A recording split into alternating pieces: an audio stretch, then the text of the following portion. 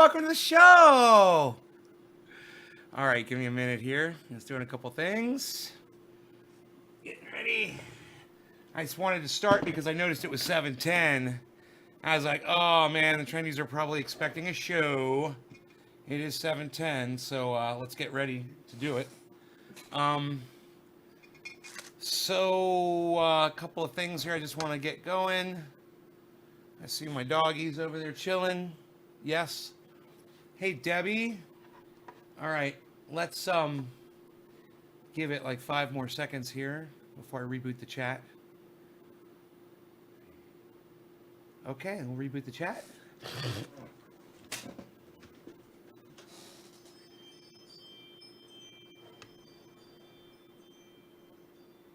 Okay, great.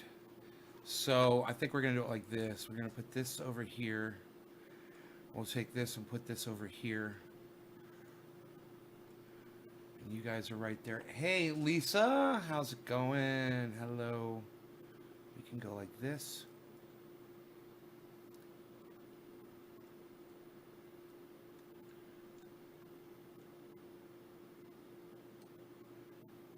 Like that. And like, I don't know, I think that's good. And hey, Lisa, Steven, Tony, what's up, guys? Hello.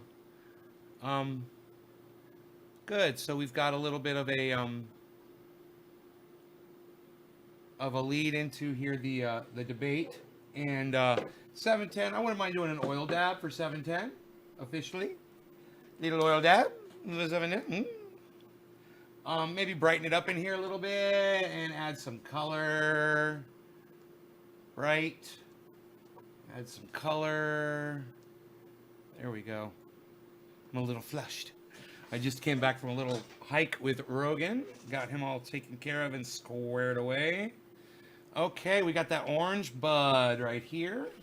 Let's do a 7:10 dab a little late. Hey, Steve. Steve's here to remind me to put his stuff in the mail before tomorrow. Don't forget. I got a couple more orders I got to fill actually that are going out with yours. Paint oil and stickers. I've got to fill those orders.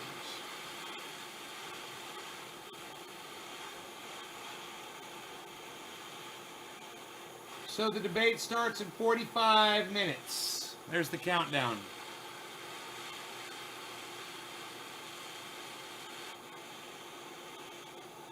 "45 minutes.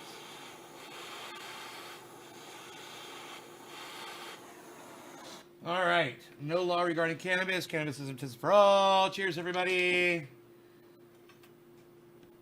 Hope you guys are all here to enjoy a nice debate. I want to see Bernie Sanders just eviscerate Biden. All right. Cheers, guys.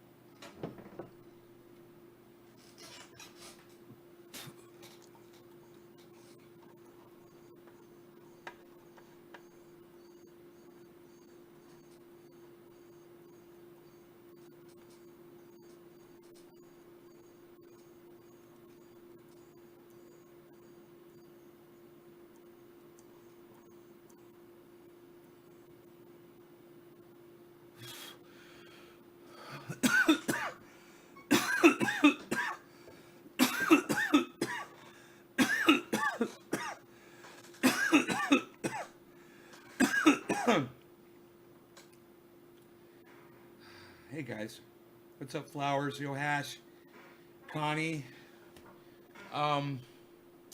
Sean, Pro, Steve, Tony. Okay, cool. I got y'all.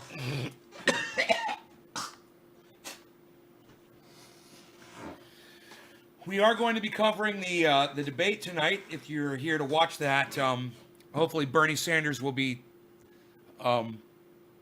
throwing those Hail Marys that he needs to throw, because this is it.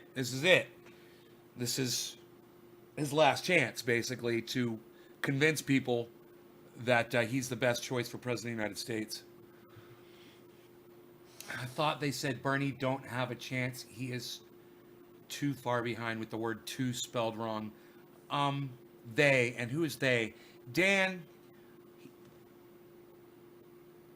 You know, it's like he's not, or he wouldn't be doing this, obviously. And someone like you, I mean, it's like you lack the ability to just reason. Let me just give you an example. Why the fuck would Bernie Sanders be doing a national debate if he didn't have a chance?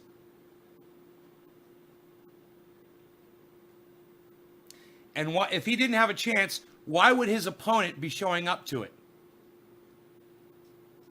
You see, it's these stupid little things that you guys, some of you, like Dan Toy, just refuse to think of on your own. You couldn't have taken 1 second to figure that out? Hey, Smokey B. Davis. Yeah, my name's Nay, okay? N-A-Y. Thanks for joining the live stream. But it's N-A-Y, not Ben. Hey, Danny. Hey, Health. Heath, sorry. Crazy Bernie. Yeah, crazy Biden. Yeah, have you watched Biden speak lately?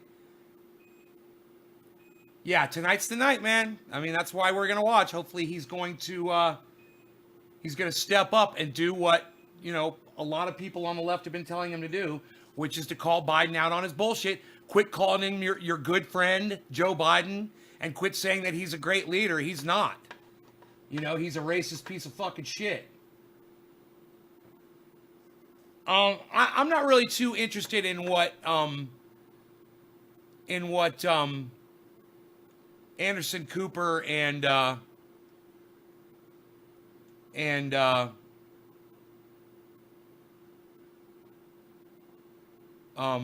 what was his name? I knew it was you. Alfredo sauce. Anderson Cooper and with Alfredo. Anderson Cooper with Alfredo sauce. Democracy. Democrats say, okay, he'll do fine. Nice, already annoyed little Charlie. He's a fighter. Bernie didn't believe Bernie will beat Trump. Already annoyed lol. Hey, Charlie, I'm not annoyed. Suck my dick. You got a block. We didn't come here to make jokes about me getting upset or me getting mad or my feelings on anything. And if that's why you're here, suck my dick, fuck off. All right? If I was so annoyed, why is Dan Toy still here, you fucking prick? You're the one that got the block, not Dan Toy. Dan Toy did not annoy me. Not yet. But let's let him open up his fat fucking mouth a few more times and see where he goes with it. Maybe he can get me to the point where I'll block him too. I don't know. I'm betting he will. With an opener like that. Coconut Dan says Trump will win again. Why do you call him racist? He's definitely got the black vote. Oh, blacks can't be racist, Jonathan? You never seen blacks be racist? Huh. Interesting. Do you ever maybe think that a lot of people vote for Joe Biden because they don't know anything about him? They don't watch politics. All they know is his name, and all they know is that he was Barack Obama's vice president. You ever think about that?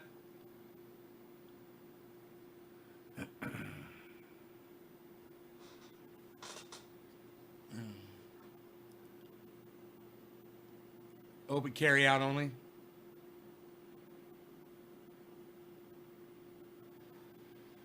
Yeah. It'll be interesting. Blacks are more racist than whites. Well, Coconut Dan, now you're getting blocked from my live stream. Fuck off. You're blocked. That's not true. It's simply not true. And who are you to fucking judge? You don't know what a black person feels in their heart, right? So suck my dick. Of course they can. I'm just asking why you say he's racist. Why is Joe Biden a racist piece of shit? Well, go back and look at his policies. All right? Go back and see what he said about Anita Hill. Okay? Go back and you educate yourself, since you haven't, Jonathan. Instead of you wasting my time on my live stream, why don't you go educate yourself on Joe Biden's racism?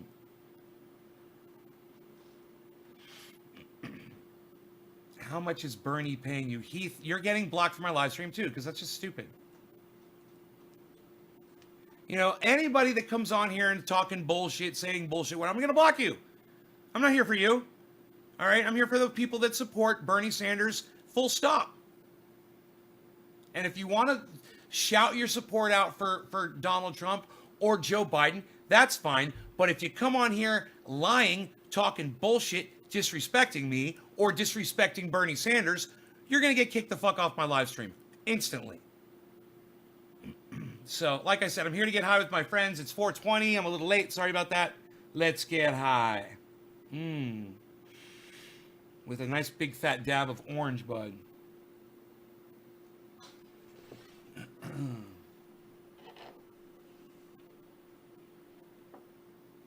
All right. Let's get hot for 4:20. You guys want to hear what these guys are saying about the Wuhan virus? Have to stop. Maybe no convention. Are you worried about a domino effect? I don't think we're going to need to deal with that, Chris, because fortunately there are so many states where, for instance, you look at Washington, Oregon, California, Colorado, there's vote by mail, no excuse absentee voting. When you spread out early voting, you can eliminate or minimize the extent Bill, of regarding lines. cannabis citizens for all. Cheers, and everybody. frankly, Democrats have been fighting to make voting easier for eligible people. And unfortunately, Republicans have been fighting to make voting harder. So we don't minimize at all the challenges that exist in making sure that we protect our campaign workers, our poll workers, and our candidates. We don't minimize the seriousness of that. But we can do this. If you look at the elections that have taken place so far, last Tuesday, Super Tuesday, throughout, we've been dealing with this issue throughout, and to the best of my knowledge, we've been able to handle it. And we're going to continue to consult with public health officials. I think we can move forward. All 4 of the states Tuesday are moving forward. And by the way, this coming Tuesday is the third.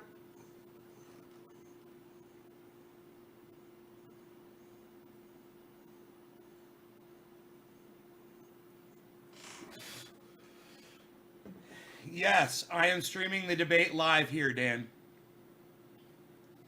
That's hence the title of this video.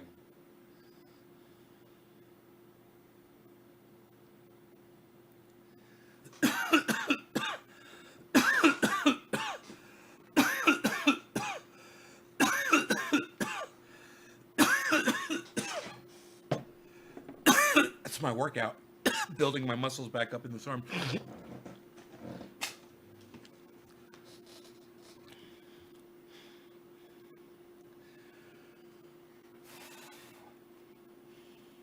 Trump says, relax, we're doing great. It all will pass. That was Donald Trump's quote. They were quoting him. Gloria Borgia. And they were still duking it out in the middle of a regular campaign. It would be very different. I think tonight they're going to unite against Donald Trump and the way he has handled the coronavirus. And I think you'll hear from Joe Biden about how they would have handled it differently in the Obama administration. But I also do believe that you're going to see a lot of Bernie Sanders saying to Joe Biden, I told you so. He's coming around to a couple of Sanders' positions on college affordability and bankruptcy reform. And so you're going to see Bernie Sanders saying to...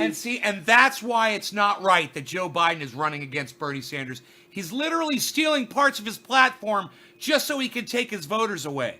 And you know, once he becomes president of the United States, he'll flip back. He'll flip back to his bullshit Republican ways.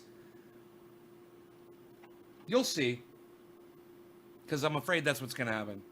Question, we really don't know how it's going to impact. They all seem determined to move forward a lot of early voting in those states. But Anderson, we should focus for a second on how astounding it is. It was just 18 days ago that they had their last debate. There were 7 candidates on a stage. The speculation was that if Joe Biden didn't do really well in South Carolina. So he's just trying to pump up Joe Biden. That's what David Axelrod is. He's an extension. He's like the tip of the dickhead on the end of the Democratic establishment. That's what he is, David Axelrod. He's like the tip of the cock, you know, and he's just leading them all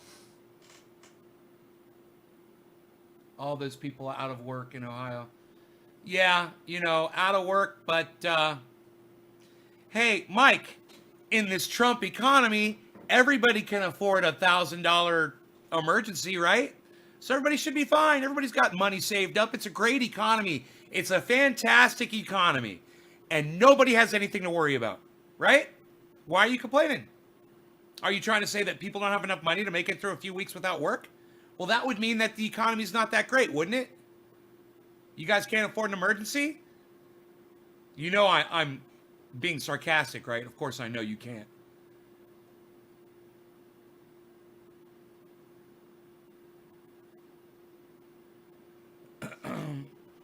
Oh, please no. Oh, please no. Allow me. Allow me.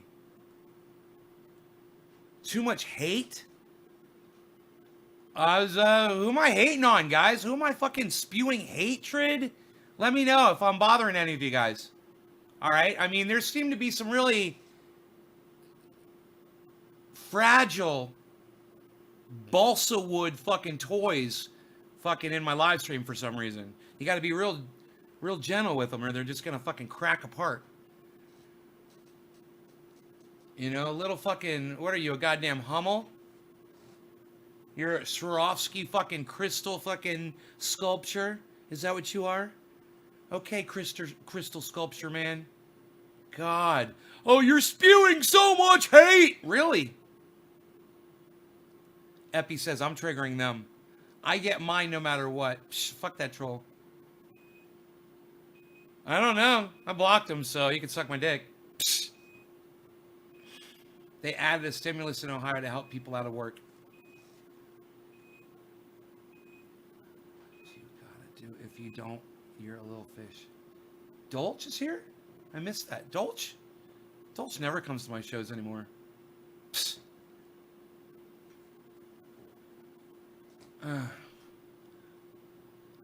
It's showing flipped to us. I know. That's why I can show it to you. Because I have it flipped backwards. That way I can run it on fucking YouTube and not get a copyright strike. Have no job. Bartenders. Okay, all the bartenders and servers all of a sudden fucking, oh, I have no job tomorrow. Mike, I understand. And my point is, don't vote for fucking Donald Trump. None of them should support Donald Trump. If they'd voted for Bernie Sanders back in 2016, they wouldn't be having this issue today. But, oh, nobody needs help from the government. Nobody needs help from the government. This is perfect. I think it's perfect to have this discussion.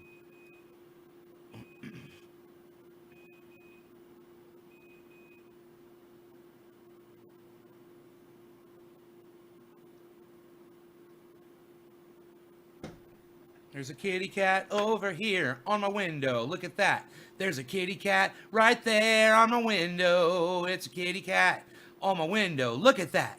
It's a cat on my window in the snow. On my window in the snow, there's a kitty cat on my window in the snow. There's a kitty cat on my window in the snow.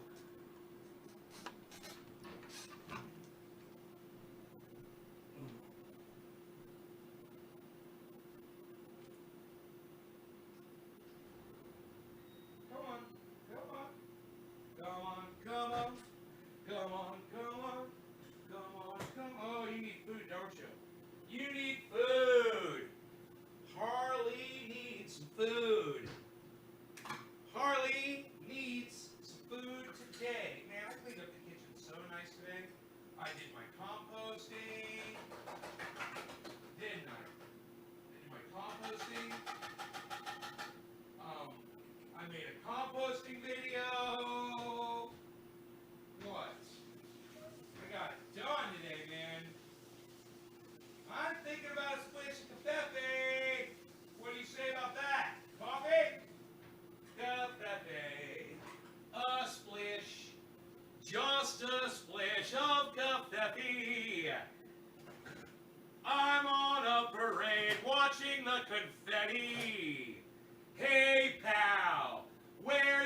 go in?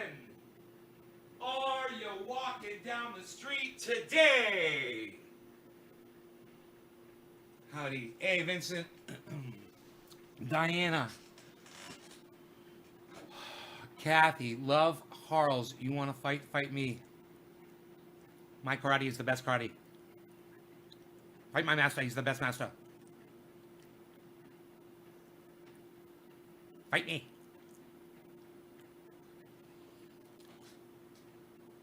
You want to fight? Fight me. You want to fight? Fight me.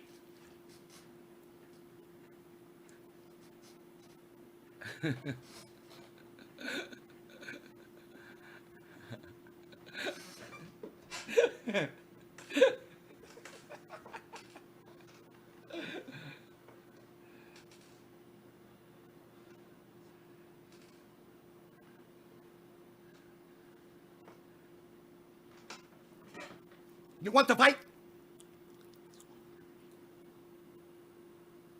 Fight me!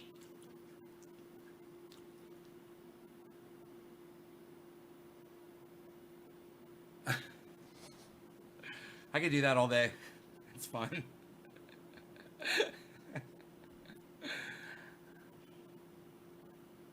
So, you guys thinking about splashing Covfefe? You gotta love these Keurigs. I gotta ask you guys, does anybody out there have a Keurig? And does anybody see my video? Never believed in Donald Trump, and I'm so glad I never voted for him. He's a liar, and he cannot be trusted.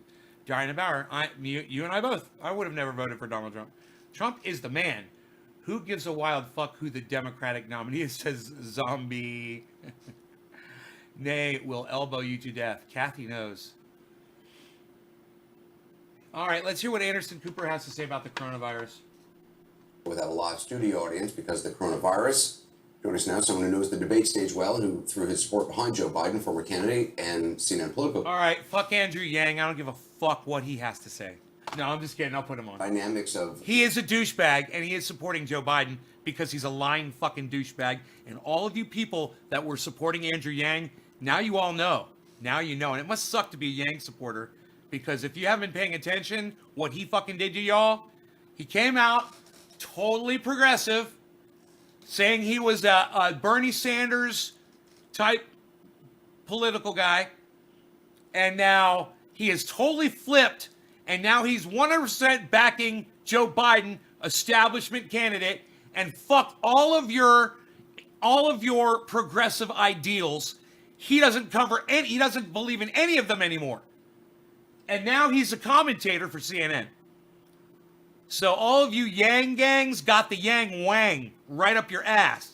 You fucking suckers. I told you to back Bernie now. Being too aggressive is going to not serve Bernie that well. So he has to tread a balance in having a critique, but also not attacking too much, because it's going to come across negatively, since most Americans right now have bigger concerns on their minds and don't want to endorse someone who just seems like they're playing politics. One can imagine Joe Biden wanting to focus on President Trump and obviously focus on the general election. Do you see Sanders going after Joe Biden? Obviously, Sanders they differ on Medicare for all. Biden has kind of put out olive branches on various positions, trying to appeal to younger people and with some Bernie Sanders supporters. But do you see Sanders, going double barrel against Joe Biden at this stage? Well, we know exactly what Joe's going to do. Joe's going to pivot towards Trump in the general at every opportunity. And so it really is more in Bernie's hands how aggressive he wants to be in trying to paint policy contrasts. The fact is, Joe and Bernie get along. They're friends. And I think Bernie has a sense of the context of the race and is not going to want to be too aggressive while trying to drag Joe towards... Hey, John, what's up? Dekan says Yang Wang. Policy positions that are more consistent with Bernie's on healthcare, on trying to remedy income inequality, on school loans and education. I wonder what you make, the other thing that has happened just before this debate is the latest press conference involving the president and the task force. I wonder what you heard today from the White House, from the administration, and also from the Federal Reserve, just cutting interest rates. Now, cutting interest rates does very, very little for most of the Americans who are going to be suffering the most. What guy from last night? What are you talking about? Where did the guy go from last night? What are you talking about? Oh, the coffee. The coffee. It's good. It's good.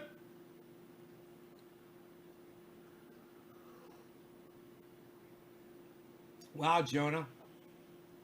You can't hear Netflix. You're calling it Netflix. I love it. Is that starting to catch on? Netflix? That's great.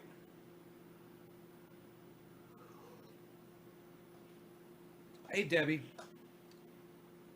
I've been watching Better Call Saul, the old ones, enjoying them. No spoilers, guys, for the new ones. I'm not watching those yet because I don't think my machine is recording them.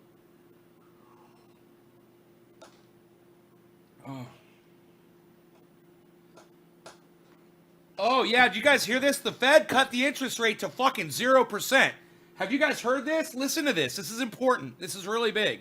Very basic and simple precepts that have been ignored in this election or mocked, really.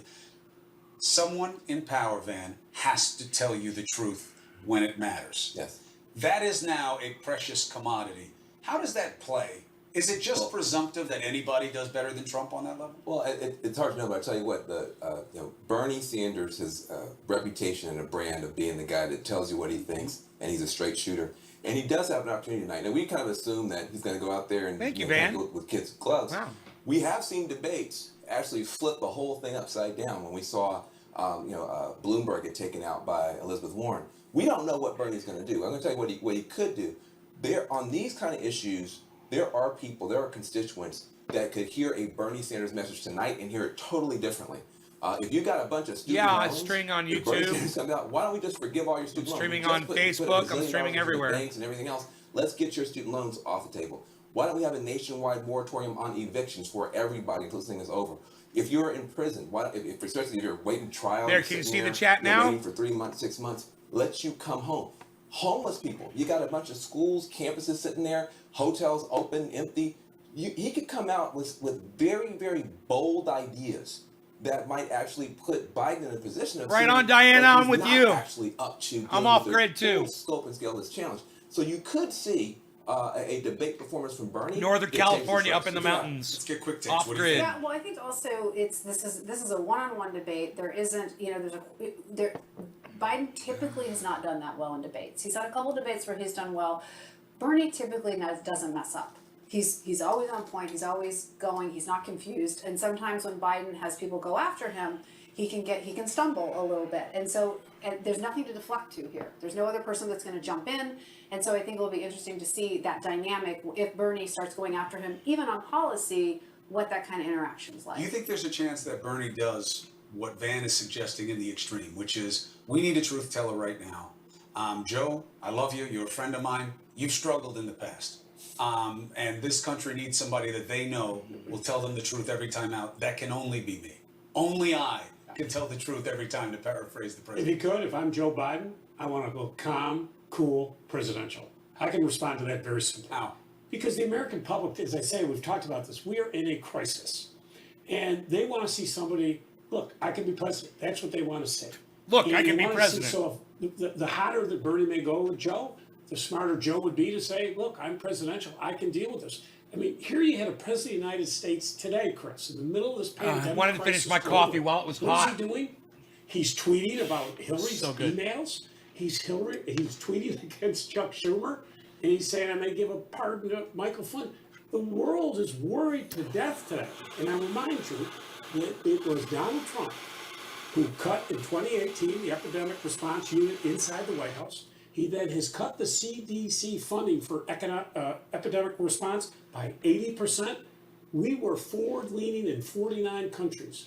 We reduced that by 39 because the funding cut, and guess who got cut? China, where this whole thing started. Trump owns this, and both Bernie and Joe tonight make sure the American public knows the truth about this. Well, the big debate is only 20 minutes away, so we will see how this plays out in real time as the nation, without question, faces an historic crisis. A lot Hey, of people will be Chuckles. home watching. So let's take a break now. Stay with CNN.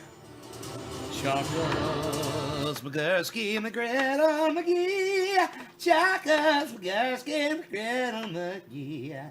Charles. Charles. Charles. Charles. Charles. When's the debate? He just said 20 minutes. There was literally a countdown on the screen, but I know it's backwards. It might be a little confusing for some of you. But he just said 20 minutes.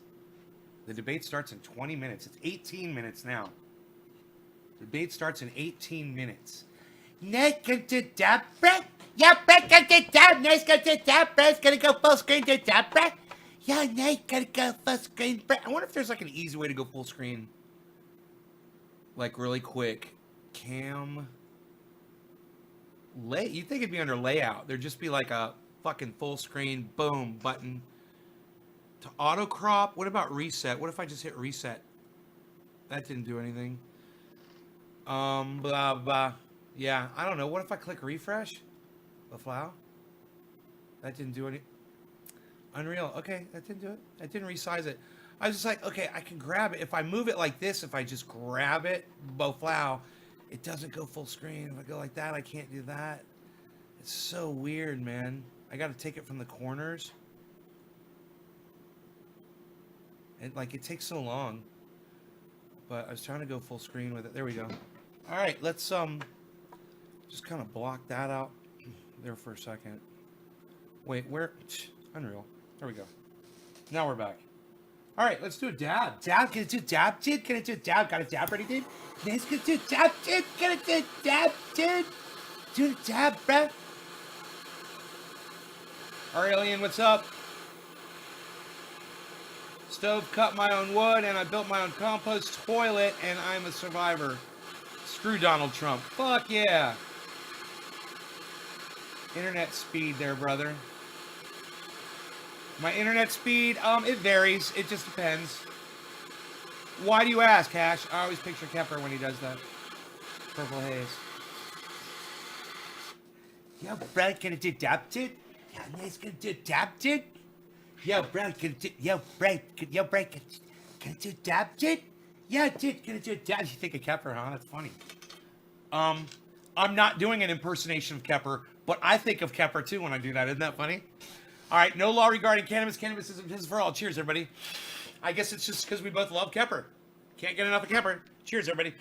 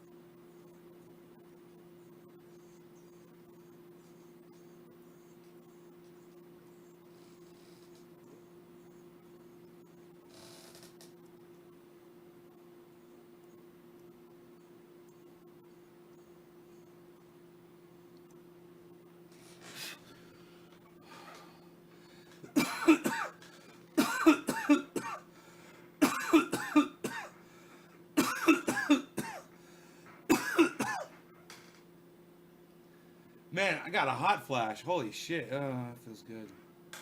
A hot flash and then just total relaxation. Capper's like, I got this bulb packed, I think, off script. Got this bulb packed, man.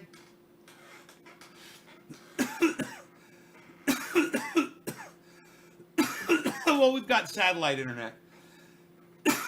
So my upload is about 2 meg upload, which is all I need really to be able. I'm supposed to have like 4 or 5, but I get 2, and it's enough for me to do these broadcasts. Even in the rain, I'm able to broadcast. It surprises me sometimes when it's pouring rain and I'm able to people are like, no, you got a perfectly clear connection. I'm like, I can't believe it. Snow builds up on the dish. I have a garden hose. I rinse the snow off the dish and I'm fine. I have only had to do that twice in the last 24 hours. Now it's clear. The sun's out.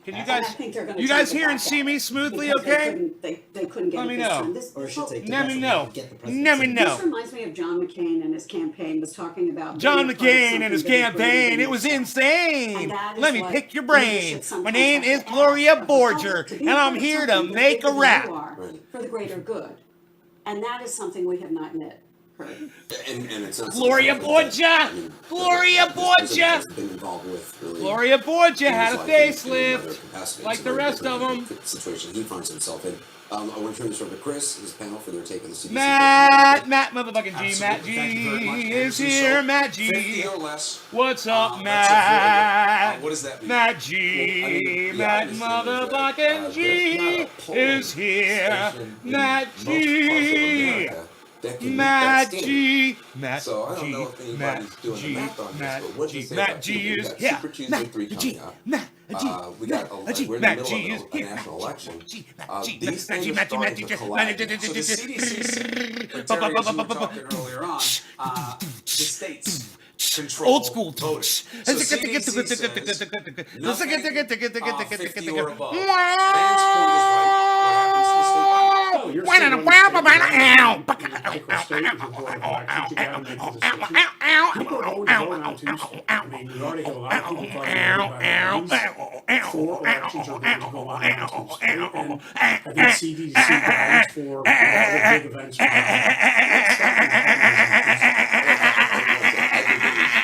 They were starting to get some federal guidance, and I think taking this stuff seriously is important. Look, if you look at Italy right now, that is a country that's on its back because they didn't manage. Dude, was I supposed to And again, dab? It's not that you can't deal. If you have enough time, you can deal with all kinds of sick people. What was You I just can't doing? deal with I all forgot of what them. I'm doing. And so that's I why do you're not trying to know. keep getting close to I each do other not and know. spiking those numbers. I However, do not know what I am it's a doing. tricky I balance. do not. On the vote. Do not We know what I have am doing. Democrats been for vote by map to make it easier for people to vote, early vote extending. Republican legislators Pins. around this country have Needle, systematically right? stopped all of that legislation. Maybe this will be an impetus to finally get this country to make it easy for everybody to exercise their right. Well, but except what's the problem, right? Nobody wants to talk politics right now in the country. They just want things to work and get it done. It's a lot of mixed messaging. Anderson was making a great point at the end of his panel, which is, this president has struggled with surrendering the Cheers. beat of the week, to put it mildly. But the country doesn't believe that leaders are about that anymore. What is the message you think that resonates best tonight from the podiums? I think, a message of truthful leadership, of somebody who is actually speaking the truth and not doing what Donald Trump has been doing, which is really saying a lot of things that aren't true, sending a lot of mixed messages, telling people to do things they shouldn't be doing. And so I think in this one, the favor goes to Biden for sure, right? Because he's a former vice president. And so I think people are in this moment are looking for somebody who's very steady, who has experience, and they're feeling unsafe, they're feeling unsure, they're feeling scared. And so I think when it comes to those kinds of moments, you are looking for somebody more like Joe Biden. So Anderson, we're waiting. Oh, I'm not even on, gonna read the that. I'm just two gonna block debaters to you. come out. It's supposed to happen any second now. Of course, as we pointed out, You can't call earlier, Bernie a those socialist podiums because are he's farther not. apart than we're So used to you seeing. lied, and now you're They blocked. are 6 feet apart. Bye-bye. And done in consultation with Kiss, a number kiss of folks. in the There rear we view. see, former Vice President Biden starting to come out. Also, Senator Sanders will be out there shortly. We're told that they, I think, won't be shaking hands, but that's the advanced word I got. I'm not sure if that We'll is see. in fact the case. We'll see. Here's the moment. Do they keep the social isolation thing? There we go. Elbow bump. Was that an elbow thrown at the jaw of Bernie Sanders? Elbow. It was an elbow, man. Trendy days. it was Fucking a sort of coaching a Bernie. elbow Come in hot with your blow. elbows, son. Pow, There's pow. gonna be a bit of a Pow, close pow. space Take for him this down. taking Pow. pictures of them. That's probably Boom. what Coup de it's grace. like It's that. over. And again, that 6 foot of distance, something we have not seen. Frankly, we've never John seen Paul any kind of Jones debate. Bear. No, I mean, John really, Paul as Jones journalists, Bear. we're always excited He's about the here. witnesses to history. He's We can say that here. We've never lived through anything like this before. So, Anderson, keep me honest. As soon as we know that this is going to start, let me know. Dan, in terms of the uniqueness of it, how do you speak to the uniqueness of this moment when it's not, oh, cool history? It's this is terrible in a different way every day. Look, I think we're going to look back on this as an inflection point for all of our lives. First of all, you have a lot of people who, for the first time, are really having to take seriously. Listen, Democrats were talking about we need a healthcare system, we need a government that works. You now are looking down the barrel. Woo! A real challenge, and Woo! you know, this election, it matters, and how. Let's do some how live the leader streaming. Steps up to the plate. in I a need moment some like water, this is gonna matter for a and lot we're of people. good. But also, Are we you good? have We're people good? Are you who are good? having to Sit think differently down. about their neighbors, Shut up. think differently about their You're very responsibility good. to each other, think differently You, about the you're needs of very the good. community. It doesn't Shut matter. up. This virus Sit down. doesn't care who I'll you be vote right back. for. It You doesn't stay right care, there. what Don't you get look up. like. This virus I know is I got coming you for tied to all that of chair us, and you can't get and up I'm anyway, trying so to just suggest stay right you there. turn to Shut up. Do you turn to each other or on each other in a moment like this? And I think that's really going to be the opportunity for politics to change, for society to change, and it's a big test. It's the first time in a long time, Kirsten, that we've been told, you guys are interdependent. Yes. I'm only going to be as healthy as you help me be, and vice versa. Maybe that was the message this country needed more than anything else. It's horrible for it to come in a corona crisis, but it's an important message, especially for this country. Yeah, I mean, I think to remember that we're all interconnected and that we're in a community, and even when people are panicking and starting to hoard whatever it is. Toilet that they're hoarding, paper. you know, Talk about toilet paper, Kirsten. Talk about that stuff. Wow, water on the floor. That's okay. I got more. And they need to be able, to have access to the same things and to be thinking about it that way. Very different drumbeat than the us versus them, which has been dominating politics since the beginning of this administration. Real opportunity for the Democratic Party tonight to come out unified. This is a real opportunity. We have Trump and all of his insanity. I mean, I'll be delicate how I say this. You watch his tweets today. There is something seriously wrong with this guy. And we have an opportunity to be big, to be bold, be presidential, show leadership. I'm hoping that we come out of this debate tonight unified as a Democratic Party. Opportunity People is will only say- as good they'll talk a lot of as shit, it is captured by the but people I just don't- involved. I don't like Anderson, liars. We see that any second. You're going to learn really quick and, on my live Chris, stream. There's now going to be a lot of people watching this debate with a different situation they are facing in their own lives. They are Are you facing guys the ready? potential of Bernie losing their Sanders, jobs Joe in the Biden? restaurants they work at, in the hotel they work at, where the airline they work for. It's time! Let's get ready to rumble! Trendies! It's one of the few Throwing times it that we down, institutions for downtown now, tonight. We're gonna have we have to fun. be quarantined for 2 Finally, weeks. I don't fun! have. While you're watching the that kind of debate, deal with my have some employer. fun. Congress Why Act. be bored? It's good to Hang see out with government work, but this is everyone just at the beginning. Especially as we Trendies. see the cases come, there's Trendyasdabbas.com. gonna be needs at these hospitals that cannot be met. What is government doing right now to plan for what they know is gonna happen? Yeah, and again, this debate going to be seen by an awful lot of people. 3 questioners, CNN at Univision debate. It's going to be fascinating. We've just never seen anything like it, Chris. It is about that time. The CNN Univision Democratic presidential debate starts now. The Univision. Univision. Say it right. It's Univision. Trendies, we're here, and we're having fun with the debate. Good evening from Washington, D.C., and welcome to this unique event, the CNN Univision Democratic presidential debate with the 2 leading candidates for the Democratic nomination, former Vice President Joe Biden and Vermont Senator Bernie Sanders. We'll be in Spanish. Candidates, welcome, it's good to have you. I'm Jake Tapper, along with CNN's Dana Bash and Univision's Ilya Calderon. We come together tonight at an extraordinary time in our country when people are worried about far more than just presidential politics. We're in a national emergency because of the devastating global pandemic of coronavirus. It has killed nearly 6,000 people around the world and 65 dead and more than 3,300 known cases here in the United States. As a result, tonight's debate will focus heavily on the crisis. The setting of this debate is also different. To reduce unnecessary risk of transmission of the virus, CNN, Univision, the Democratic National Committee, and the campaigns moved this debate from Phoenix, Arizona to here at CNN studios in Washington without any audience. And all of this comes, of course, as 4 more states, Florida, Arizona, Ohio, and Illinois, prepare to vote on Tuesday, with Vice President Biden currently leading Senator Sanders in the race for delegates. Here's what we're going to do tonight. Each of you will have 90 seconds to answer questions and 45 seconds for responses and rebuttals. as much as we can, we hope this will be a conversation between the two of you. So let's begin with the most important issue right now, the coronavirus, and what you would do as president in the face But of they're it. right there in the room with them. Vice I didn't President realize Biden, that. let me start with you. We're in a reality right now that might have seemed unimaginable a week ago. Schools have been canceled for more than 25 million students. Grocery store shelves have been cleared out. March Madness, NBA games, Disney parks, Broadway, small businesses all shut down. Detroit And just Dabber. today, the CDC issued a new recommendation that for the next 8 weeks, events that consist of 50 people or more throughout the U.S. be canceled or postponed. What do you Dabber. say to the American people who are confronting No, I'm this I'm new at reality? CNN. This First is of all, CNN my live, heart goes bro. out to those who have already lost someone, or those who are suffering from the virus, and this is bigger than any one of us. This is calls for a national rallying to everybody move together. And you know, I laid out in detail what I would do if were I president today.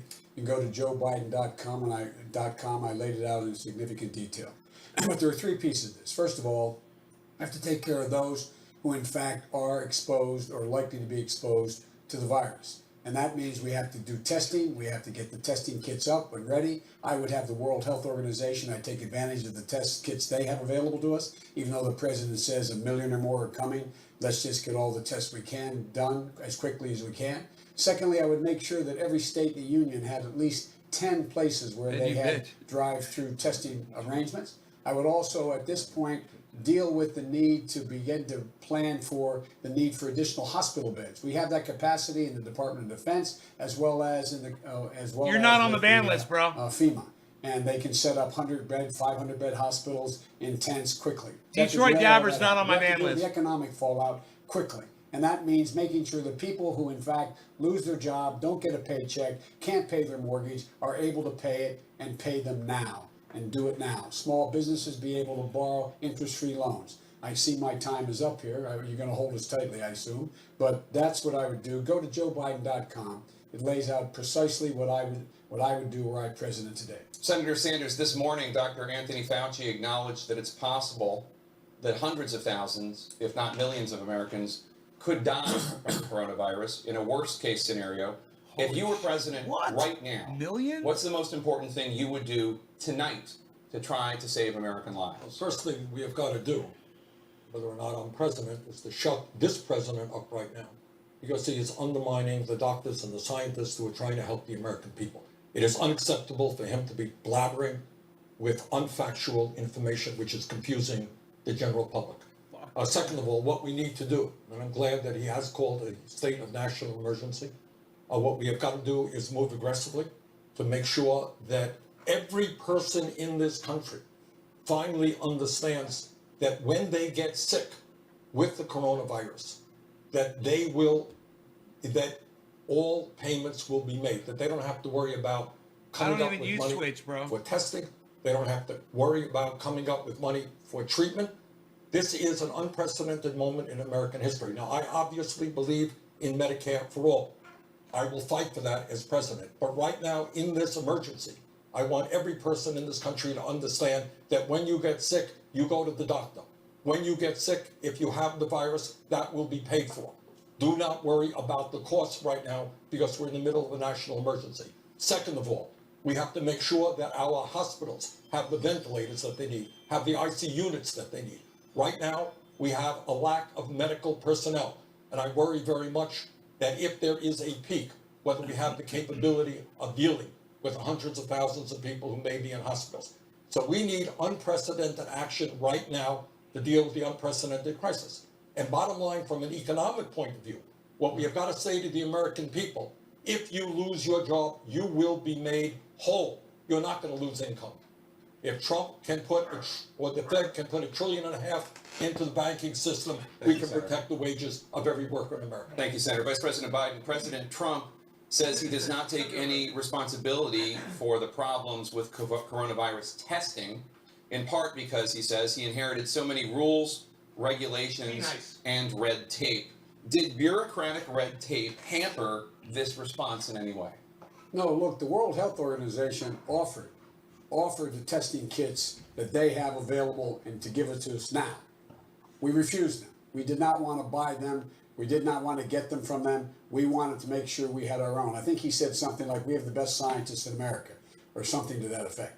The idea that we are not prepared for this and the other thing I want to point out, and I agree with Bernie, we're in a situation where we have to now be providing for the hospitals that are going to be needed. Okay. Needed now. be The nice. present system cannot handle the surge that is likely to come. nice. So we should already be sitting down and planning where we're going to put these temporary hospitals. And we can do that. We did that. We've been through this before with the coronavirus. We've been through this before. We've been through this before with dealing with the viruses that the N1H1. Top of the hour, you guys ready to as smoke with well me? as Sorry I'm late. What happened in Africa? We provided these hospitals dealing with these great pandemics, and we were able to do it quickly, and people would have a place to go. But we also have to provide the equipment to protect the first responders, and that's not being done either. Senator Sanders, on that note, and you both of you have addressed this, but obviously another major health concern right now for officials is the potential surge in patients all at once,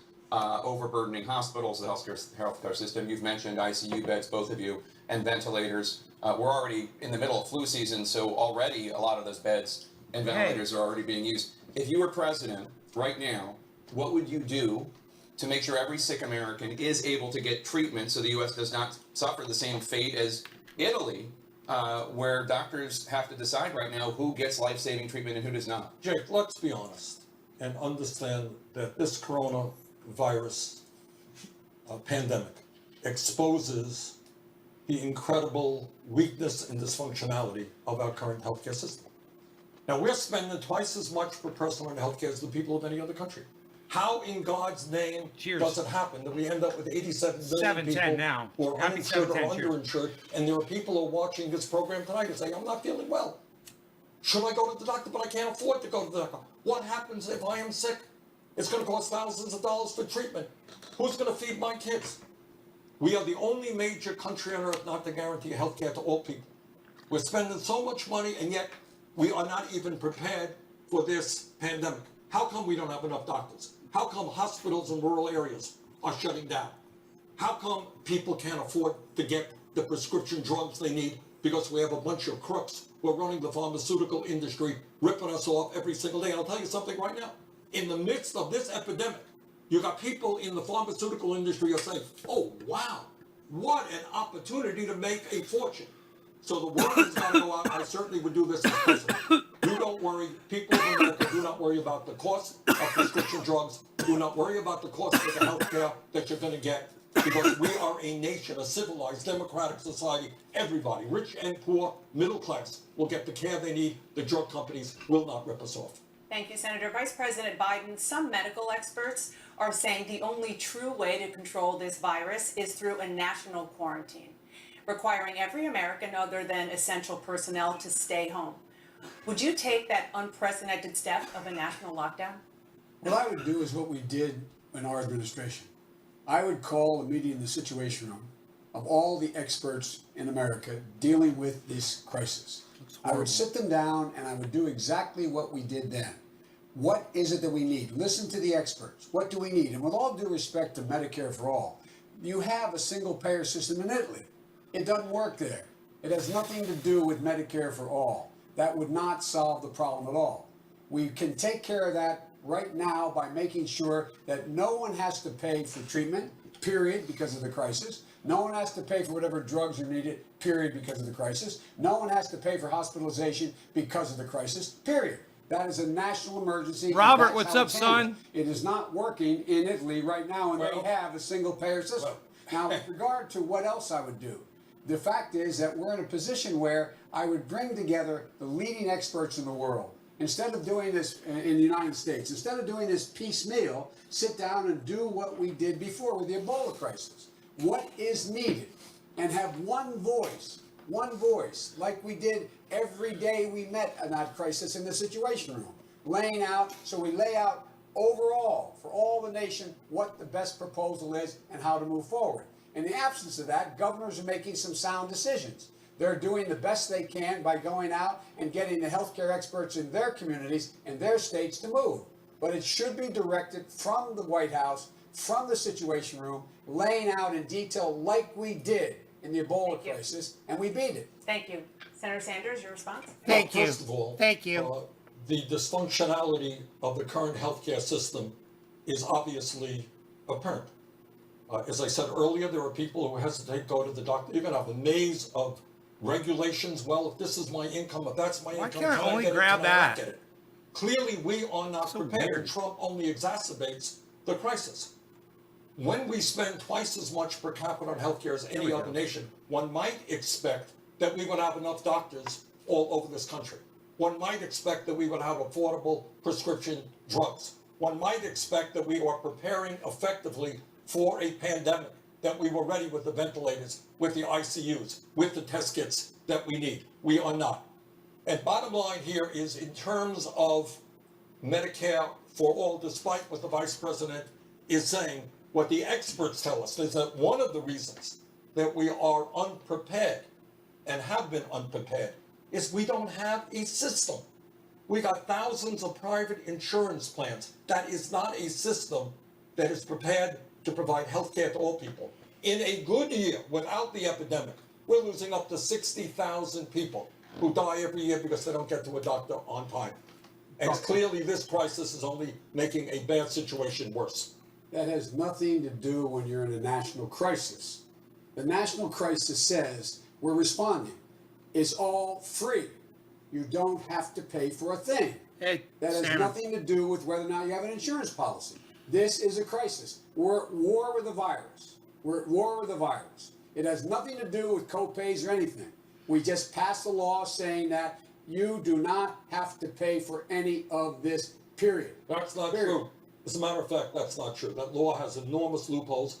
I understand that Nancy Pelosi did her best. Republicans prevented it. No, What you're Crazy. talking about, Joe, here is enormous loopholes within that in fact it is not necessarily covering treatment for all people in America, and that people are going to be stuck with a bill unless we change that. And we're going to offer legislation to in fact change that. If I may, I offered legislation. I laid out on my plan that it would cover exactly what is not covered by the House. I laid out in the plan that I laid out for while we would deal with this crisis. Nobody will pay for anything having to do with the crisis. This is a national emergency. There isn't a question of whether or not this is something that can be covered by insurance or anything else. We, out of the Treasury, are going to pay for this. It's a national emergency. But you see- that's what my plan calls for. But the weakness of this is, let's just do hypothetical.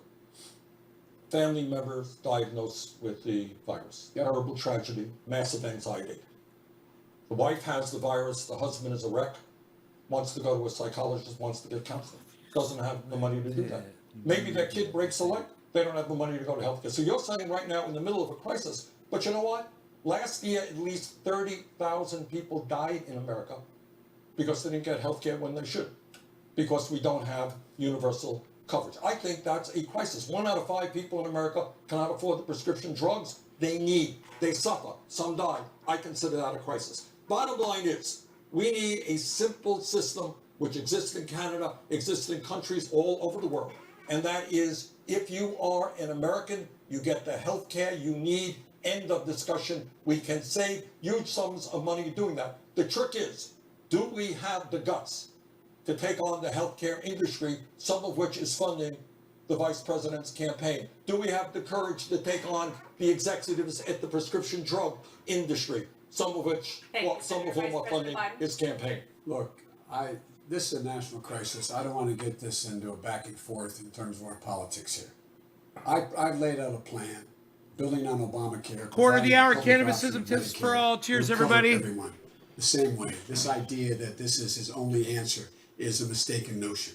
But regardless of whether my plan was in place or his, this is a crisis. This is like we are being attacked from abroad. Hey, This let's is not something put that any is a blame big on consequence. anybody This is like here, a okay? war. Regardless, And in a war, you whether do it was that whatever's guy needed or to be done my to take care guy, of everything. hey, And what let's you do all is just you- get and I proposed it and along. laid it That's out what he in just said, detail. basically. Everything that you need in Don't terms worry of about dealing whose with this fault it crisis was. would be free. It is paid for by the taxpayers generally.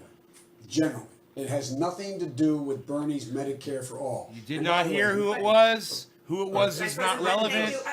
If Don't I worry may, about the it. Vice President just mentioned war. It's all But fine. would you deploy the U.S. military in effort to contain the virus, and if so, how? Well, I think we use all of the tools that make sense. And if using the National Guard, which is folks, I think in New York State are already using the National Guard, that is something that has to be done. This is clearly, as the Vice President indicated, a national emergency. And what I worry about is not only how we respond aggressively to the virus, but also how we respond aggressively to the economic fallout of a global recession. So right now, in Illinois and Ohio, if my memory is correct, the governor there has said they're closing down bars, they're closing down restaurants. What happens to the workers who are there? What happens to the millions of workers who may end up losing their jobs? So what I think we have got to do right now is if Trump can provide, or the Fed can provide. There's plenty of jobs. There's plenty of jobs for everyone. The economy's great. Say to every worker in America, Welcome to the Don't fucking panic. bubble You're bursting, not everybody. gonna Welcome be to the able pay your recession. mortgage, Senator, Because you're gonna get a check, you're gonna be made Senator, we're going to whole. talk about the economic. Go Let's ahead, play the Rogan for a little The issue bit. is I would call out He's the restless and wild. Now, they have the capacity Rogan, play to with me. provide this surge help that hospitals need and that is needed across the nation. I would make sure that they did exactly what they're prepared to do. They've done it. They did it in the Ebola crisis. They've done it. They have the capacity to build 500-bed hospitals and are in tents that are completely safe and secure and provide the help to get it done to anybody, this overflow. So it is a national emergency. I would call out the military. The Ebola crisis is one thing. This is obviously a pandemic, which is far more severe and impactful to this country. And I think one of the things that we want to remember here is that we got a lot of elderly people in this country who are told, stay home, don't leave your house. Who's gonna get food to them? How do we get food to them? You got schools all over this country now being shut down, okay? How are we gonna make sure that the kids do well in this crisis, not become traumatized? What do we do about the parents now who have to stay home with the kids and can't go to work? So I think what bottom line here is that in this crisis, we have got to start paying attention to the most vulnerable. That includes people who are in prison right now, people who are in homeless shelters right now. What about the 500,000 people who are homeless tonight? Who's going to respond to them? Now, in 2008, when we had the Wall Street bailout, they did very well for the people on top. They bailed On out Facebook too, the yeah. folks on Wall Street, but they forgot about the suffering of ordinary Americans. This time around, let us learn that lesson. Let us pay attention to the working Thank you, families in this Senator. country. We and have the most we vulnerable. have learned that lesson. And again, I lay out in detail. What we should be doing now is we should be surging help to those places which are the most vulnerable. We should have every single person that's in a nursing home being able to be tested. We should be moving forces in to do that. We should move in the capability to do that. We should be sitting down, the president should be sitting down in a situation room right now and do what we did before and asking the question, okay, you're going to close everything. Well, if you close everything, how do you get prescriptions that have to be filled? How do you make sure when you close that school, those children are going to be able to get the school food program? How do you make sure that you're going to be able to see to it that you get your mortgage paid?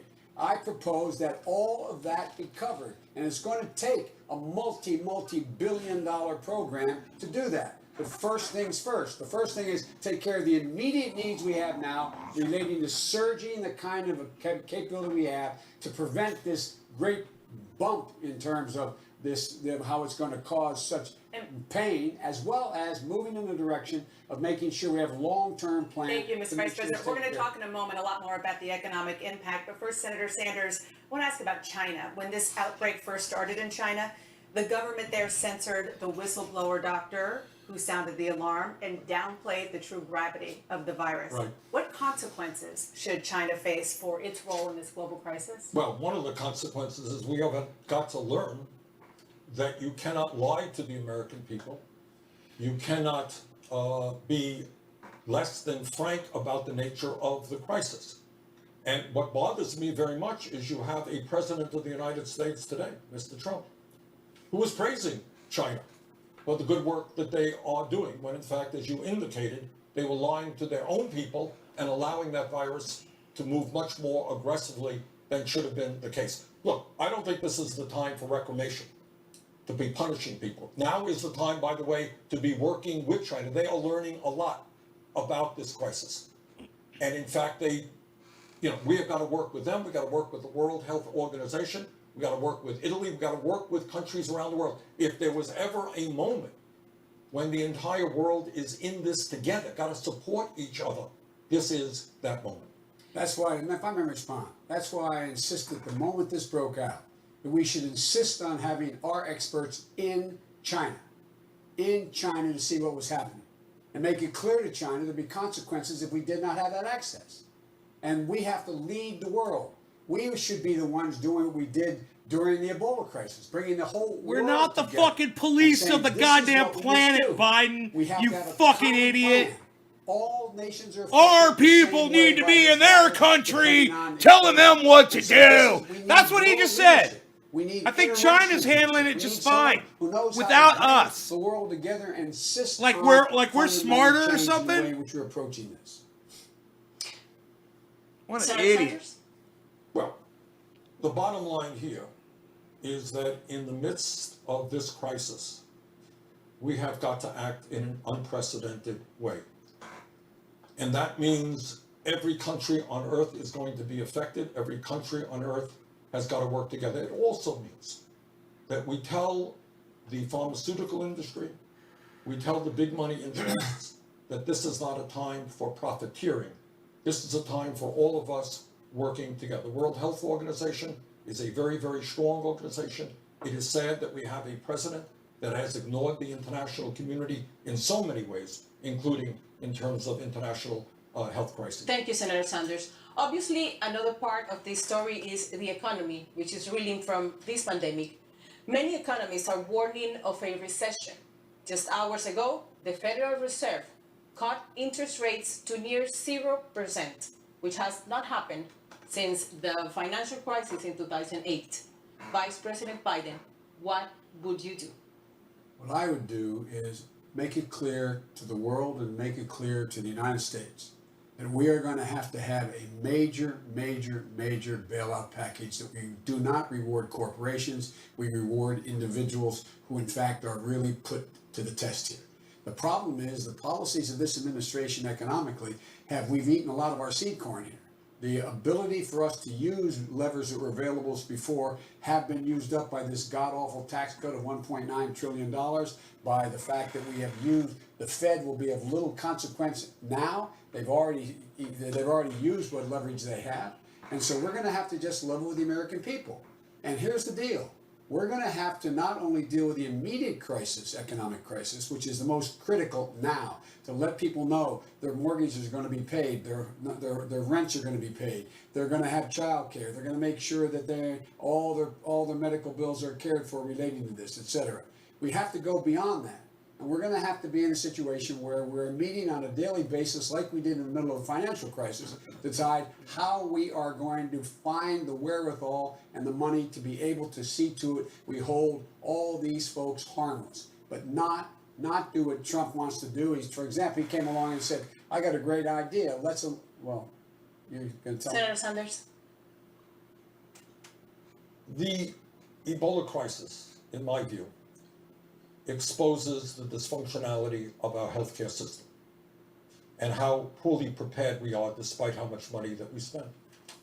And the Ebola crisis is also, I think, exposing the cruelty and the unjustness of our economy today. We have more income and wealth inequality in America today than any time in 100 years. And what that means is that in the midst of this crisis, if you're a multimillionaire, no one's happy about this crisis. You're going to get through it. You're going to get everything in you. You're not worried about health care. You're not worried about income coming in. Half of our people are living paycheck to paycheck. We got people who are struggling, working 2 or 3 jobs to put food on the table. What is going to happen to them? So the lesson to be learned is we have got to move aggressively right now to address the economic crisis as a result of Ebola, keep talking about Ebola. We got Ebola in my head here right now. As a result of the virus here, the coronavirus, what we have got to do also is understand the fragility of the economy and how unjust and unfair it is that so few have so much and so many have so little? People are looking for results, not a revolution. They want to deal with the results they need right now. And we can do that by making sure that we make everybody That was whole bad. who has been so badly hurt. In terms of they lose the job, in terms of not having. Dude, the I can ability see to all the care for memes their now. children, in terms Bernie of the Sanders healthcare is costs gonna that they have save us in from this Ebola, crisis. everyone. We can make them whole now. Now, yeah. and put in process a system whereby they all are made whole. That has nothing to do with the legitimate concern about income equality in America. That's real. That's real. But that does not affect the need for us to act swiftly and very thoroughly and in concert with all the forces that we need to bring to bear to deal with the crisis now. So no one's thrown out of their home. No one loses their mortgage. No one is kicked out of their house. No one loses their paycheck. No one is in a position where they have a significant financial disability as a consequence of this of this particular crisis. Thank you, Vice President. Senator Sanders. Well, Ebola.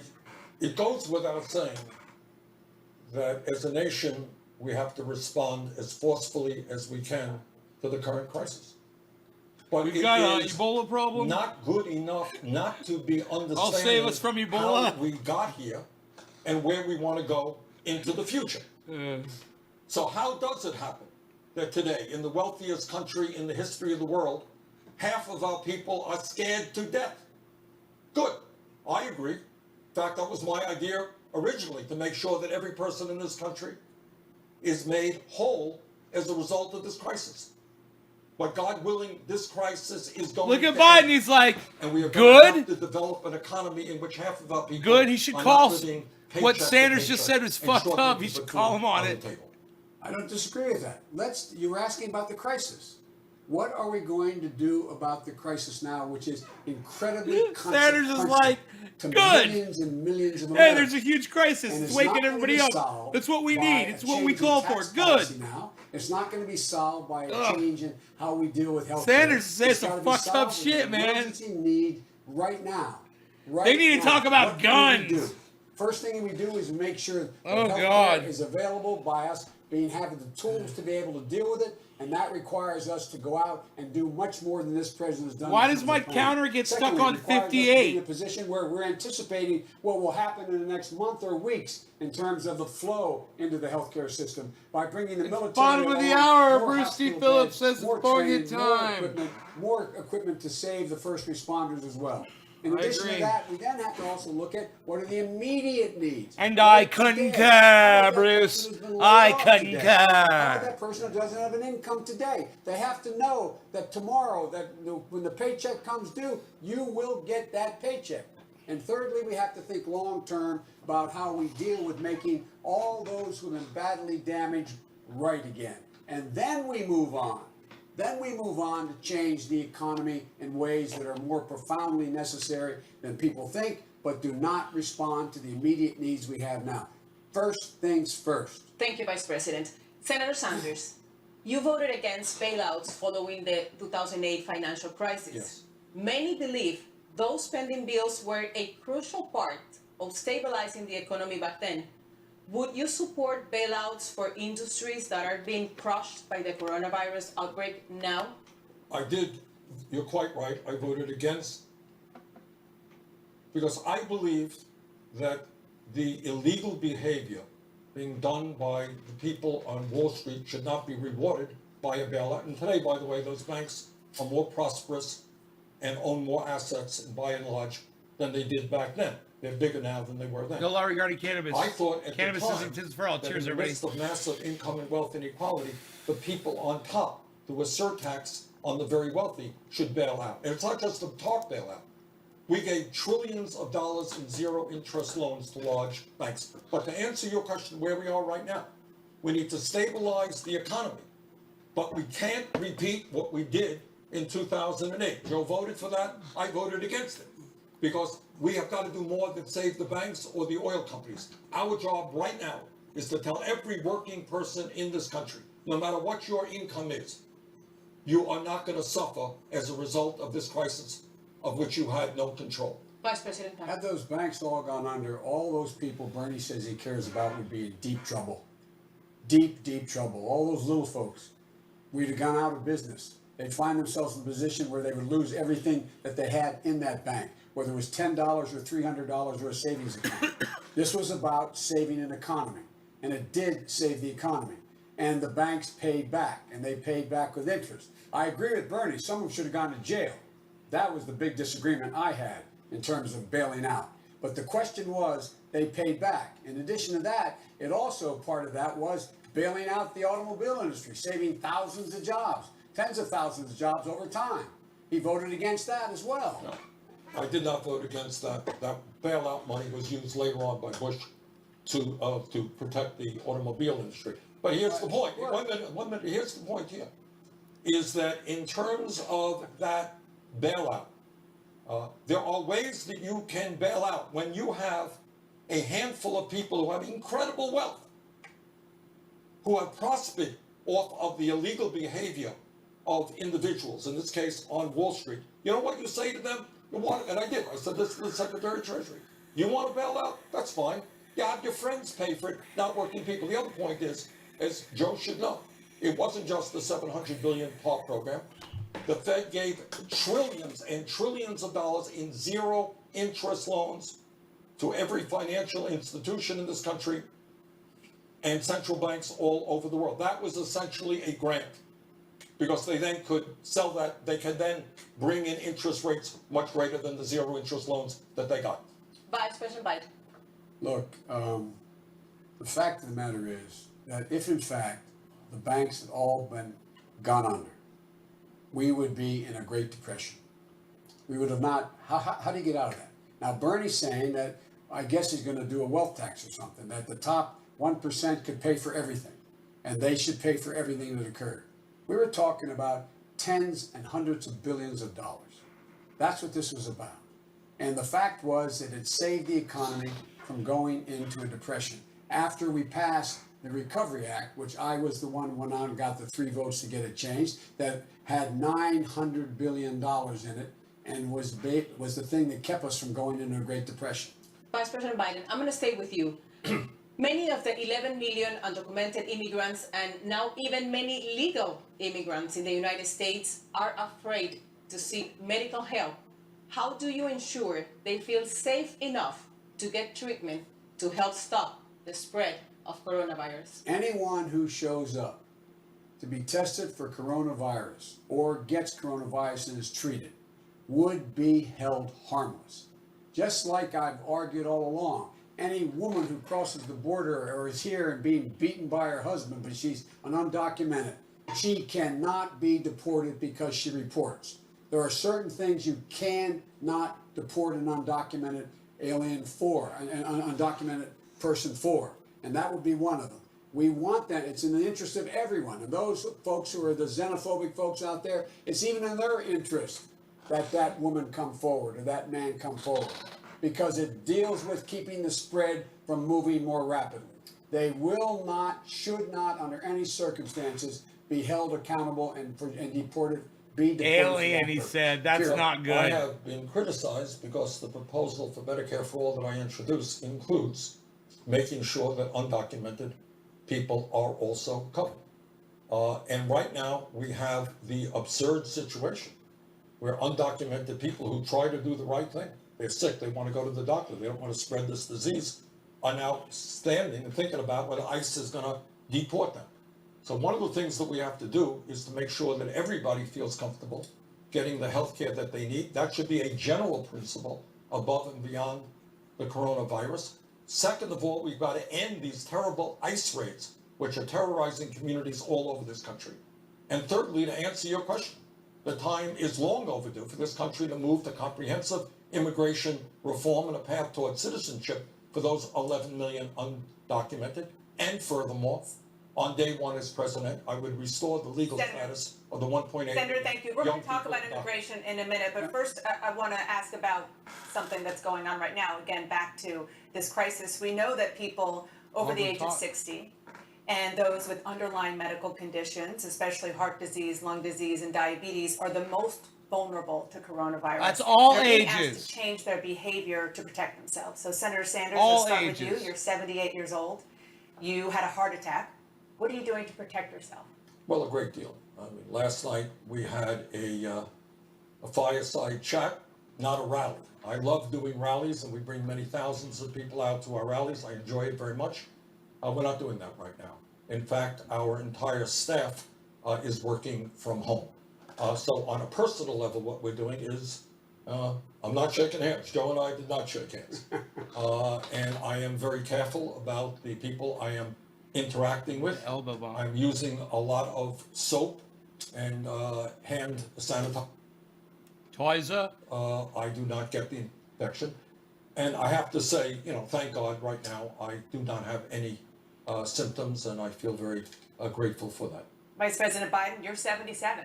What are you doing to protect yourself? Well, fortunately, I don't have any of the underlying conditions you talked about that I have to worry about, number one. Number two, thank God, for the time being, anything can happen, whether it's say knock on wood, that I'm in good health. Number three, I'm taking all the precautions anyone would take, whether they're 30 years old or 60 years old or 80 years old. And that is, I want to make sure that I do not shake hands any longer. I do not engage. We did the same thing. Our staff is all working from home. We are not doing rallies any longer. We're doing virtual rallies. We're doing virtual town hall meetings. We're in a situation where now I do not, as I said, when we encounter people, we're not going into Dan crowds. said. And so I'm taking all The the precautions boneyard. that I everyone love it, else bro. should be taking. I wash my hands God knows how many times a day with hot water boneyard. and soap. I carry with me, as a matter of fact, I have in my bag outside here, a hand sanitizer. I don't know how many times a day I use that. funny. I make sure I don't touch my face, and so on. So I'm taking all the precautions we're told for everybody else to take. Let's turn to the race more broadly now. Throughout this campaign, you've each laid out starkly different visions for how to bring about change. Vice President Biden, Senator Sanders is calling for a political revolution. You said people want results, not a revolution. Make the case for why a revolution is not what the country needs or wants. We have problems we have to solve now. Now, what's a revolution going to do? Disrupt everything in the meantime? Look, the senator talks about his Medicare for all. He still hasn't told you how he's going to ever get it passed. He hasn't told you how, in fact, there's any possibility of that happening. He hadn't told you how much it's going to cost. He hadn't tell you how it's going to apply. It doesn't kick in for 4 years even after it passes. We want a revolution. Let's act now. Pass the Biden healthcare plan, which takes Obamacare, restores all the cuts made to it, subsidizes it further, provides for lower drug prices, make sure that there's no hidden bills, make sure that we invest, I want to invest $50 billion in dealing with underlying diseases that are of great consequence, diabetes, Alzheimer's, and cancer. Make sure that we have a Medicare option that's in a public option providing Medicare for us. We can do that now. I can get that passed. I can get that done if I'm President of the United States of America. That will be a fundamental change, and it happens now. I can tell you from experience, being a significant consumer of healthcare, with my sons, my family, all the things we've gone through. What people want is hope, and they need it now, not 4 years from now. And Bernie still hasn't told us how he's going to pay for it. We're talking about a $30+ trillion plan. Not quite true. Senator Sanders. Look, let's do something that is very rarely done in the Congress. Let's do something that the media doesn't do. Let's talk about the reality of American life. Why is it that over the last 45 years, despite the huge increase in productivity and technology, Hey, the Bob. average worker today is not making a nickel more in real dollars?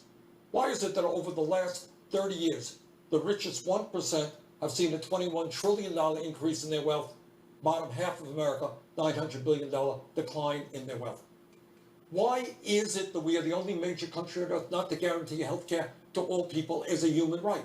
Why are we the only major country not to have paid medical and family leave? Why do we give tax breaks to billionaires when 500,000 people are homeless today? And it comes down to something, Jake, we don't talk about.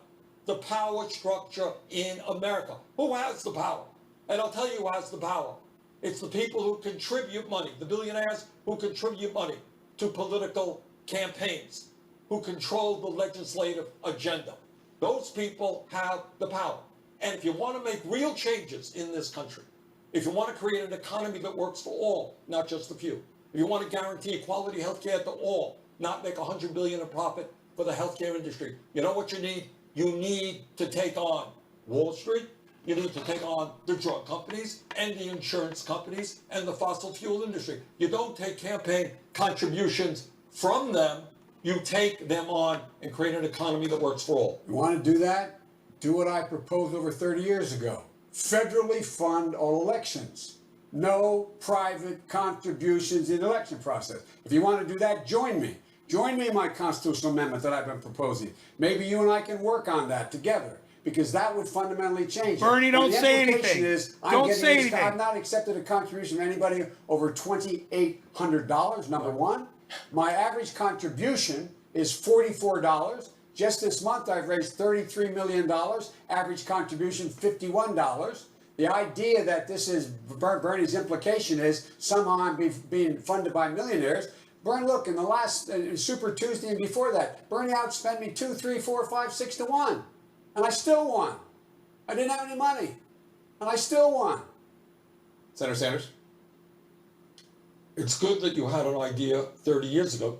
I don't want to join you. Why don't you join me?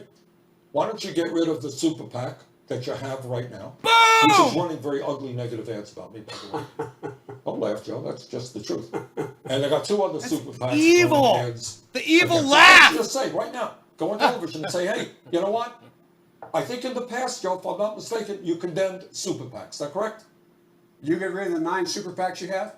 I don't have 9 super. I don't have You any have super 9. PACs. You want me to list them? No, yeah, you go ahead, list them. Okay, come on, give me a break. No, I won't give you a break on this one, Joe. You want me to list them? Yeah, give me a super PAC break. is running negative. But here's the point.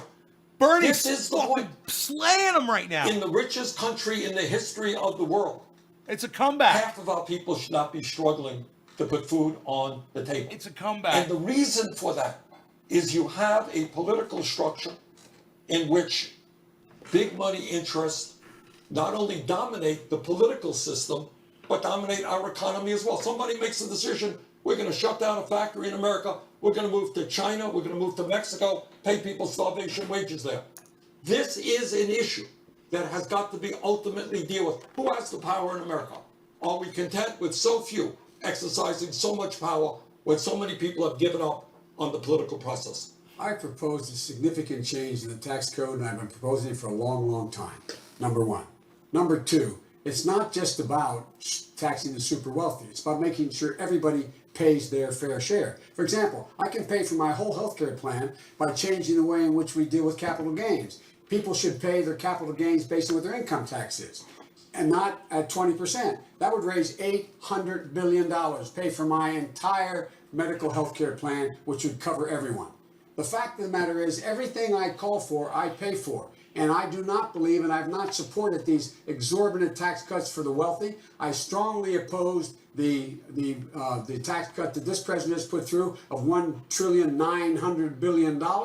And I said at the time, this was all about trying to eliminate the safety net. Look, the idea that Bernie implies when he says things, speaking of negative ads, my Lord, Bernie, you're running ads saying I'm opposed to Social Security, that PolitiFact says is a flat lie, and that the Washington Post said is a flat lie. Oh, well, let me ask you a question, Joe. Yeah. You're right here with me. Yeah. Have you been on the floor of the Senate? You Quarter were of in the Senate hour. for a few years. Yeah. Cheers. Time and time again, talking about the necessity, with pride, about cutting Social Security, cutting Medicare, cutting veterans programs. No. You never said that. No. All right. America, go to the website right now. Go to the YouTube right now. Time after time, you were not a fan of Bo Simpson. I was not a fan of You were not a fan of the balanced budget amendment, which called for cuts in Social Security. Come on, Joe, you were. Look, here's the deal. You're an honest guy. Why don't you just tell the truth here? We all make mistakes. I am telling the truth. You said that I, in fact, why am I rated 96% by the Social Security Organization? Why am I viewed as a strong? All that I said. I have laid out how I will increase Social Security. Well, that's good. I laid that I out. have laid out how I'm going to make Okay, sure that it is in fact paid for. Jake. Go to JoeBiden.com. Look Thanks, at my Kaya. exchange with Paul Ryan on his desire to try to privatize and/or cut Social Security, Okay. and understand how he manipulated it. No, all right. Joe, let me repeat it again. I want you just to be straight with the American people. I am saying that you have been on the floor of the Senate time and time again talking about the need to cut Social Security, Medicare, and veterans programs. Is that true or is that No, not it's true? not true. That is not true? That is not true. What is true is, God, it's in terms of true. negotiations that are taking place, He's just how to fucking deal with the straight up deficit, lying. Everything was on the table. I did not support any of those cuts. I've In seen the Social videos Security, on already. veterans- Whoa. Everything was on the table. All right, you're right. You just said it. Including, in your judgment, cuts to Social Security and veterans. In order to get the kinds of changes we need on other things related. Joe, then But, you it just- didn't, but we did not cut it. I know, because people like me help stop that. But Joe, you just contradicted yourself.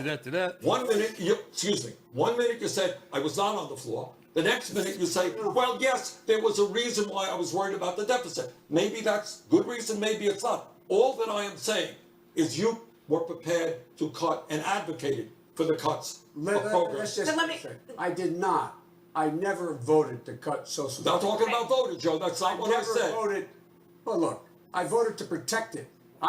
Just go look at the debate with Paul Ryan for the vice presidency. Look at what I did. And Bernie, will you acknowledge your campaign took out of context that whole exchange between Paul Ryan? Are you saying PolitiFact is wrong? Are you saying? Yeah, well, believe me, the Washington Post PolitiFact is wrong a whole lot of times. But are they wrong on that, Bernie? Okay. Are they wrong on that, Bernie?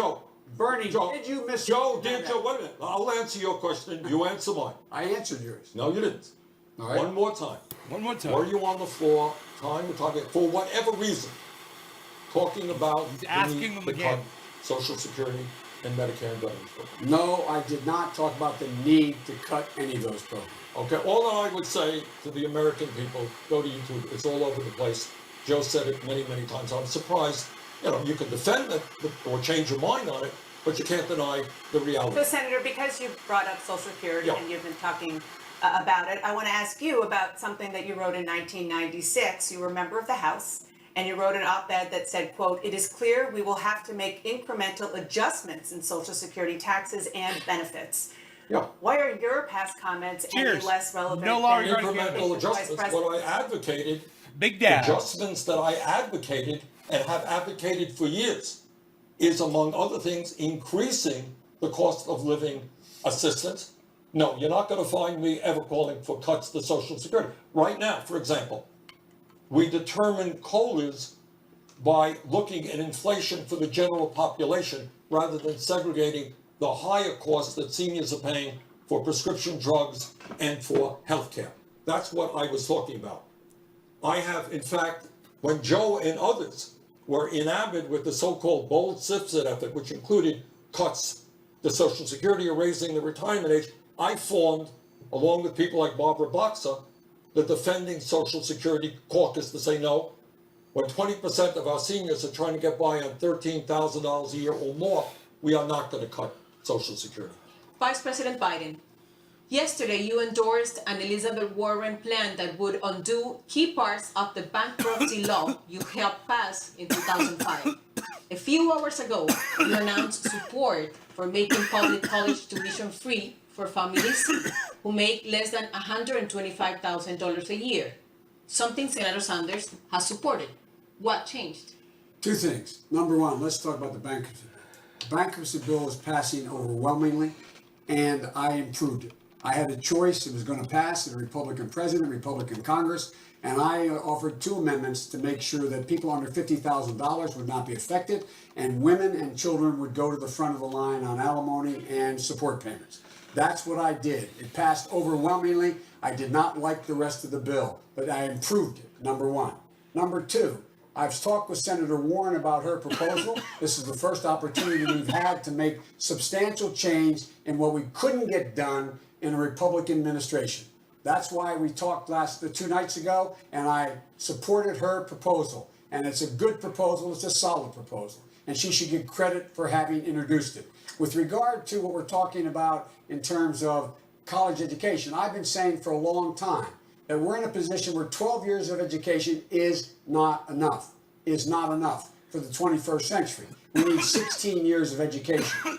The exact bill that Senator Sanders introduced, I guess a little over a year ago, capping Back it to off that, at motherfucker. $125,000 in income. You could get free up to that point. After that, you'd have to pay for your college education. It only worked for public schools, and it would work for public universities in your state. I support that idea. It was a good idea, and I support it. And so that's what it is. And I'm not saying everything Bernie's said has been wrong. You happen to be right on that one. Senator Sanders, I assume you welcome these changes. Look, this is a little bit about leadership as well. Joe talked about bankruptcy. Joe, if my memory is correct, you helped write that bankruptcy bill. I did not. All right? I And that did bankruptcy bill, by the way, when we talk about education, we got 45 million people in America struggling with student debt. Some of them really struggling with student debt. And that bankruptcy bill made it impossible, very difficult for people to escape from that student debt. It was a very, very bad bill. You said, Joe, that a majority of the people in the Senate voted for it. You're right. Overwhelming majority. Overwhelmingly. Well, I voted against it Do that. in the House, and I was right. And I don't have to rethink my position, because that's what leadership is about, having the guts to take an unpopular vote. But it's not just bankruptcy.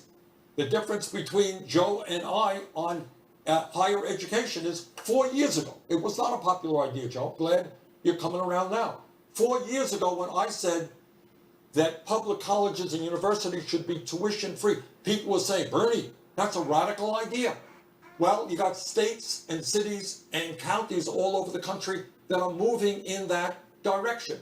And I'm glad that Joe is on board. But what leadership is about is going forward when it's not popular, when it's an idea that you get criticized for. So I'm proud of that fact, and I'm proud of my leadership on many issues.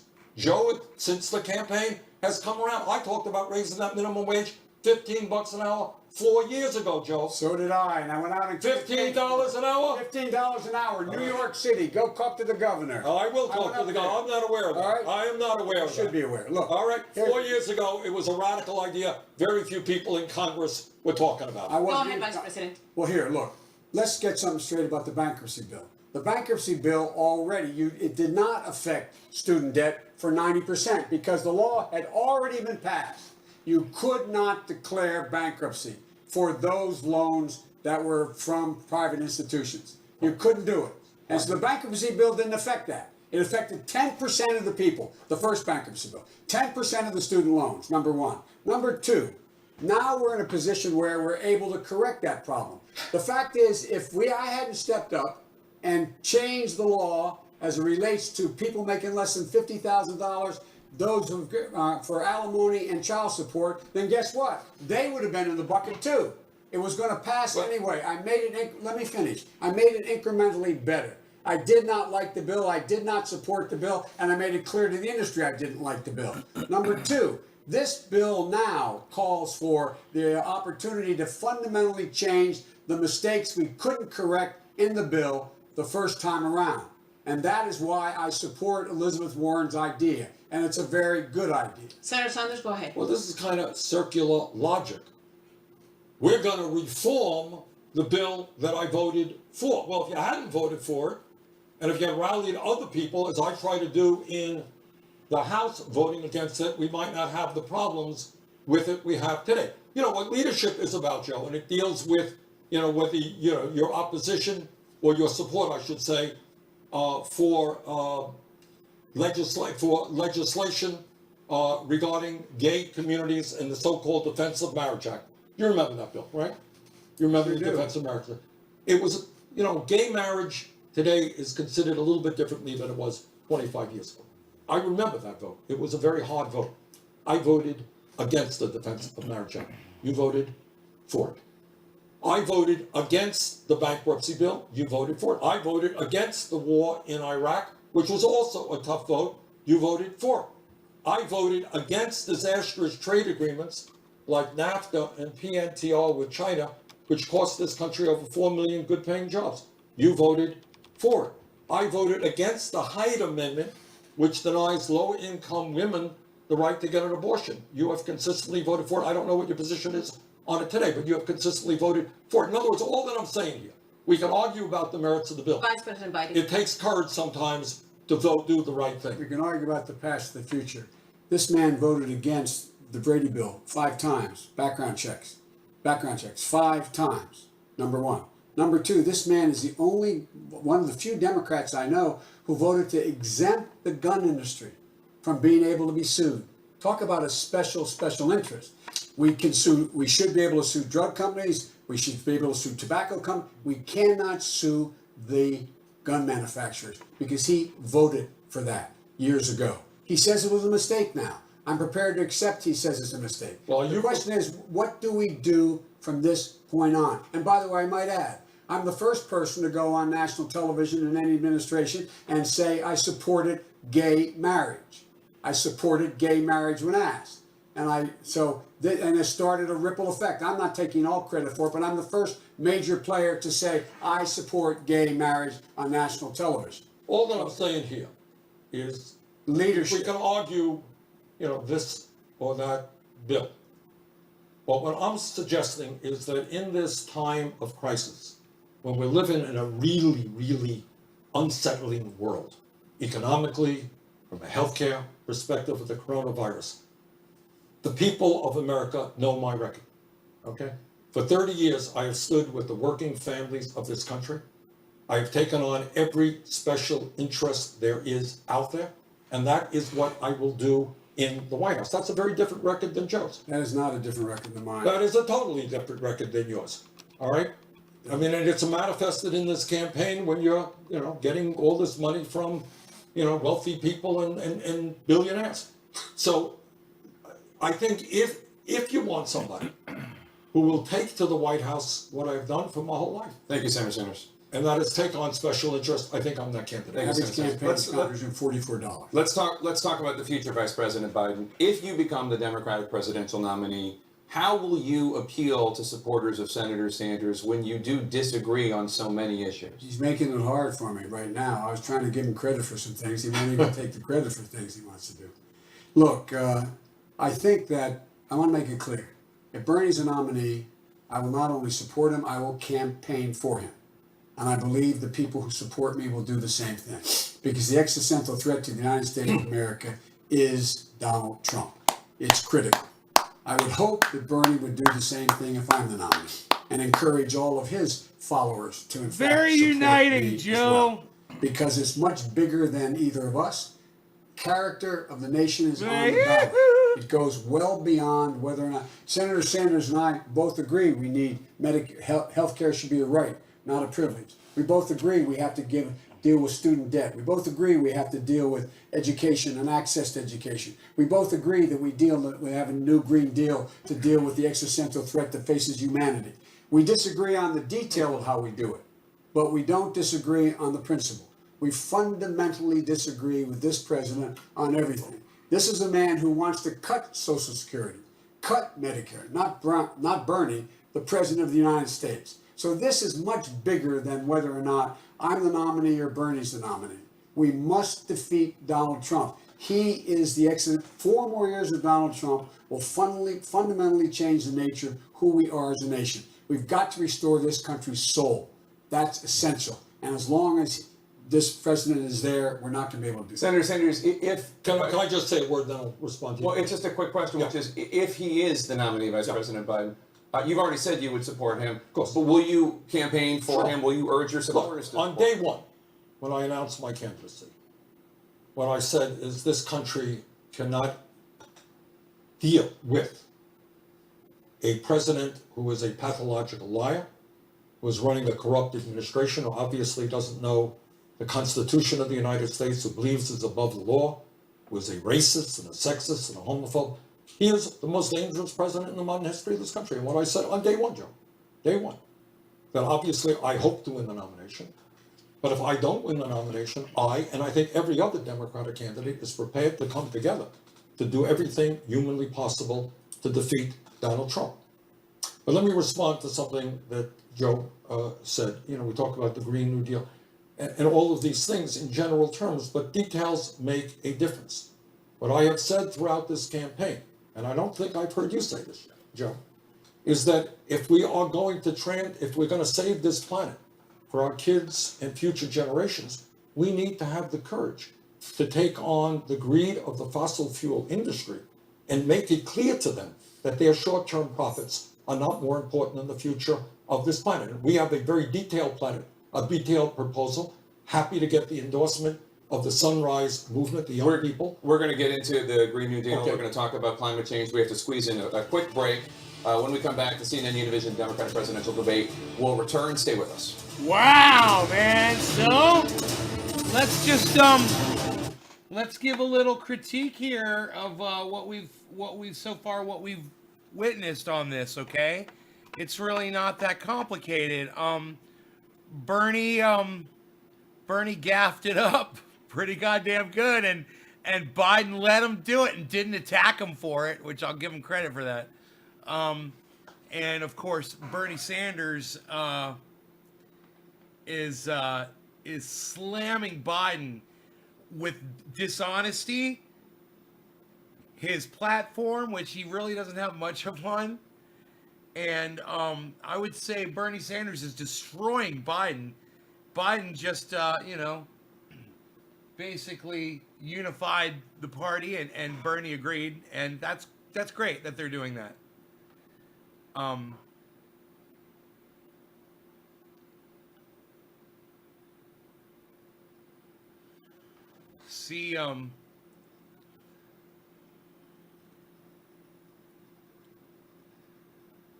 So this is basically a really interesting situation. I wonder if we could turn on Facebook. Let's see what happens while the debate is off. I don't know. Maybe I'm banned from live streaming on all my channels now. We'll see. We'll see what they did to me. Okay, I'm seeing that I am live on all 6 Facebook channels. It says that I'm broadcasting to all 6 Facebook channels. Let's see if I'm able to get viewers. Oh, I got a viewer on a Facebook channel. There we go. So up 2 viewers on one Facebook channel, 1 viewer on another channel, 1 viewer on yet another channel, 1 viewer on yet another channel on Facebook. That's only 2 channels that don't have viewers yet, but they are open. 2 channels on, okay, 3 channels, 3 people on 2. Okay, we're good. Listen, those of you that are on Facebook, Facebook dropped my feed because I can't show the CNN broadcast on Facebook, obviously. So I wanted to come on and tell you guys, if you want to see this debate that's going on, come on back over to YouTube or, Twitch, to see the show, because I'm going to have to turn it off when the debate comes back on. I'm going to have to turn off the Facebooks, all 6 of my Facebook channels, and dump a whole bunch of people. And I know that really, really sucks. Yo, Enoch. So come on over to YouTube, guys. Everybody come on over to my YouTube channel right now. Hey, Megzer.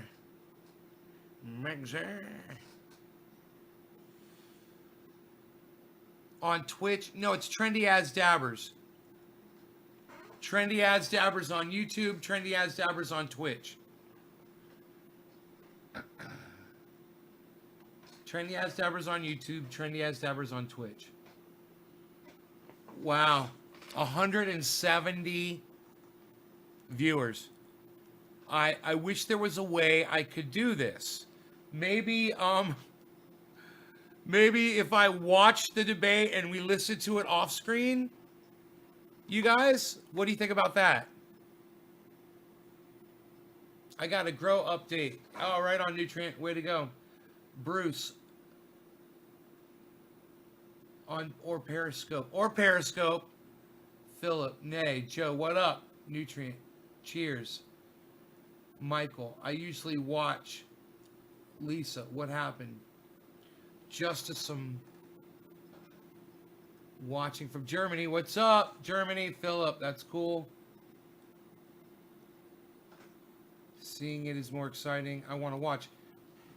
Bob, it is good to see, right? I hate to shut off. Bro, I got 165 people watching across with all of the viewers everywhere. And it's not showing me where all these viewers are coming from, actually. I can't account for this. Here, the debate's coming back on. Here, let's see what we can pull off here. As we noted, on Tuesday, Huh. decided Democratic voters there. One is from Amy Langefeld, who is a law professor from Chandler, Arizona, with a question for Senator Sanders. Women are the canaries in the coal mine of the conservative agenda. Okay, let's turn that down. Access to healthcare is at risk from the Federalist Society. You can just hear that in the background. Our lives are threatened by abusive partners' access to guns. Women are Let me monitor my Facebooks here and just make sure we're okay with that playing audio in the background. education. How will your cabinet ensure the best Guys, ready for some bong hits? on issues that affect women's physical and financial health? Thank you. My cabinet, my administration look like America. Last I heard, over half of the people in America are women, and that will be the representation in my administration. And in terms of policies, unlike Joe, I have consistently believed, and have a 100% lifetime voting record from groups like NARAL, that it is a woman's right to control her own body, not the government. I have believed that we have got to move aggressively to deal with domestic violence in this country. I have aggressively and Hey, I Kevin. think effectively made the case that we cannot have women in America earning 80 cents on the dollar compared to men, and if you're a minority woman, it's 50 or 60 cents on the dollar. We need to have universal, affordable, high-quality child care, so women who are single or married can go off to work and know that their kids are going to be well taken care Happy of. 710 cheers, I everybody think know law if you regarding look cannabis. at my agenda, which is on BernieSanders.com, what you will find, it is a very strong This is agenda in Jack fighting Harer, for the bud. rights of women who today are under incredible political assault by Trump and Republican governors all across this country. Vice President All right, Biden, respond to that? please. Yes, thank you. Number one, I agree with the question, the underlying premise of Amy's question. Number one, I committed that if I'm elected president, have an opportunity to appoint someone to the courts who will be, I'll appoint the first black woman to the courts. It's required that they have Number representation. one. It's long overdue. Secondly, if I'm elected president, my cabinet, my administration will look like the country. And I commit that I will in fact pick a woman to be vice president. There are a number of women who are qualified to be president tomorrow. I would pick a woman to be my vice president. Number three, I'm the guy that wrote the domestic violence law, and I'm the guy that put in the prohibitions that no one who abuses someone else should be able to own a gun. Period. They should not be able to own a gun. I would get the boyfriend exception amended. Now I've gotten it passed that if you get a stay away order from a court, you have a child with someone, you cannot own a gun. No one should be able to own a gun who has abused a woman, period. Vice President, if I could just follow up. Just to be clear, you just committed here tonight that your running mate, if you get the nomination, will be a woman? Yes. Okay, let me. Senator Sanders, will you Right make now, that? may I just respond Please. and ask Joe a question? Right now, a woman's right to control her own body is under massive assault, unprecedented assault. Yes.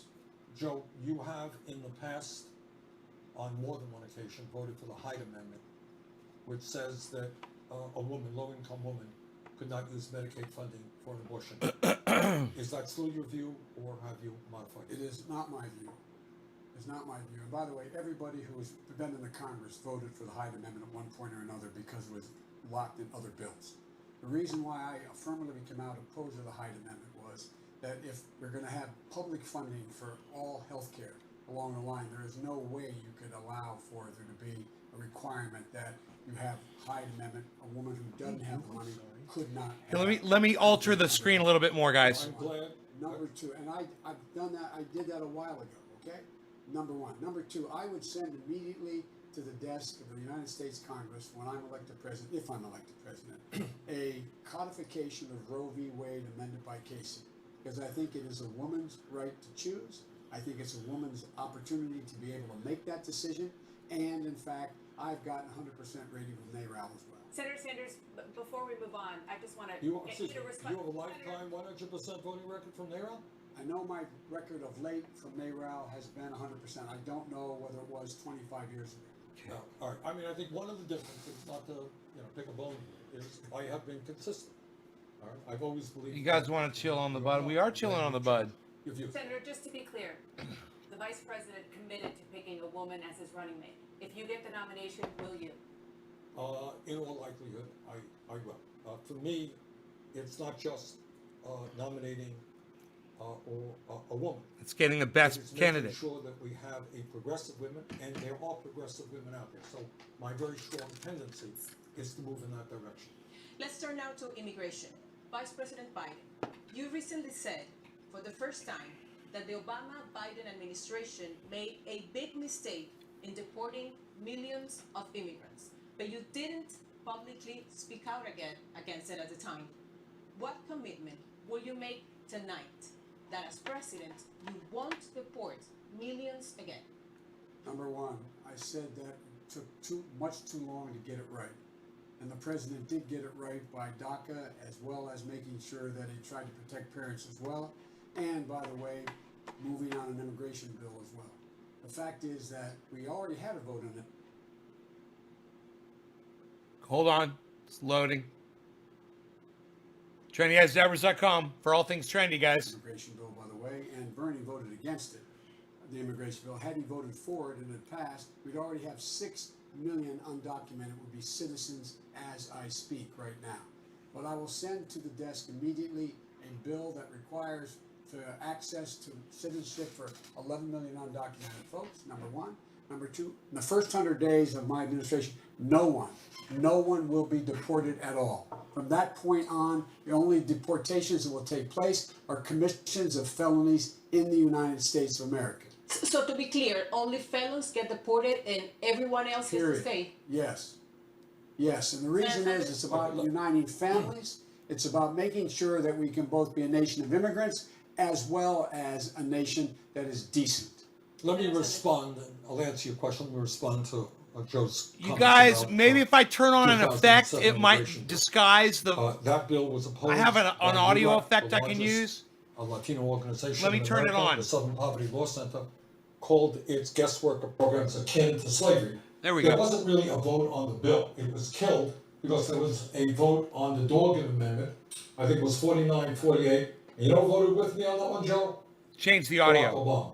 He understood that that proposal was a bad idea. We don't need slavery in America where workers, guest workers, are forced to stay with their employers. But in terms of immigration in general, let me outline some of the things that we do.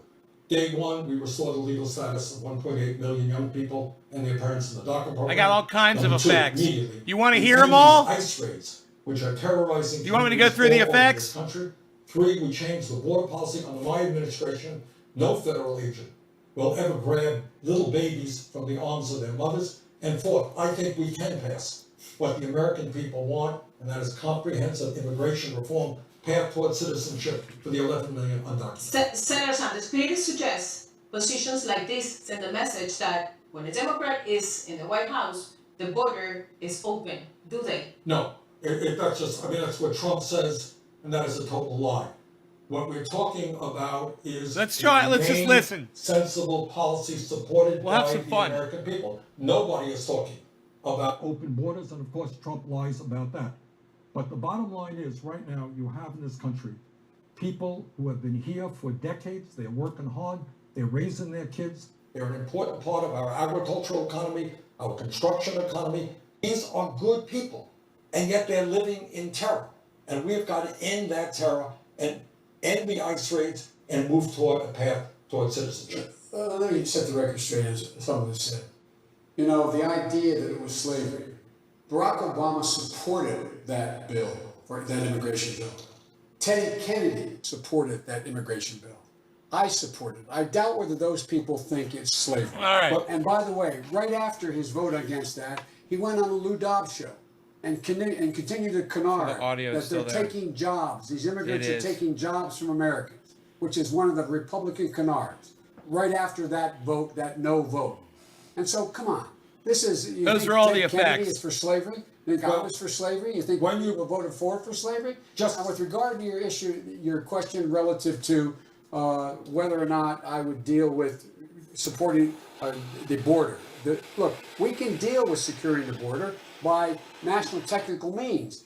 All the bad things are coming through ports of entry right now. We don't need a wall. And by the way, I would immediately, as president, surge to the border. I would end this notion for the first time in history that people seeking asylum have to be in squalor on the other side of the river and in a desperate situation. They should be able to come to the United States and have a judgment made as whether or not they qualify.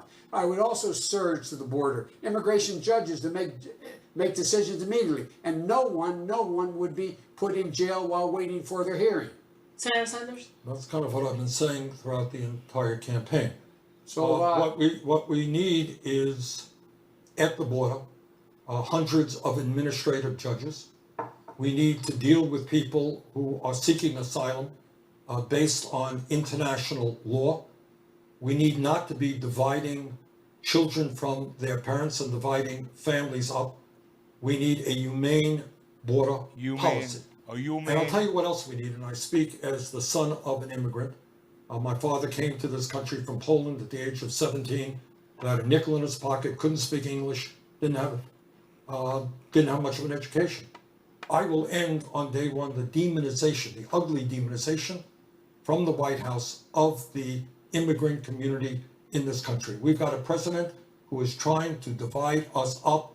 My administration brings our people together, Black and white and Latino, Native American, Asian American. Thank you, Senator Sanders. Vice President Biden, you opposed sanctuary cities as a presidential candidate in 2007. Where do you stand now? Should undocumented immigrants arrested by local police be turned over to immigration officials? No. Senator Sanders? Of course not.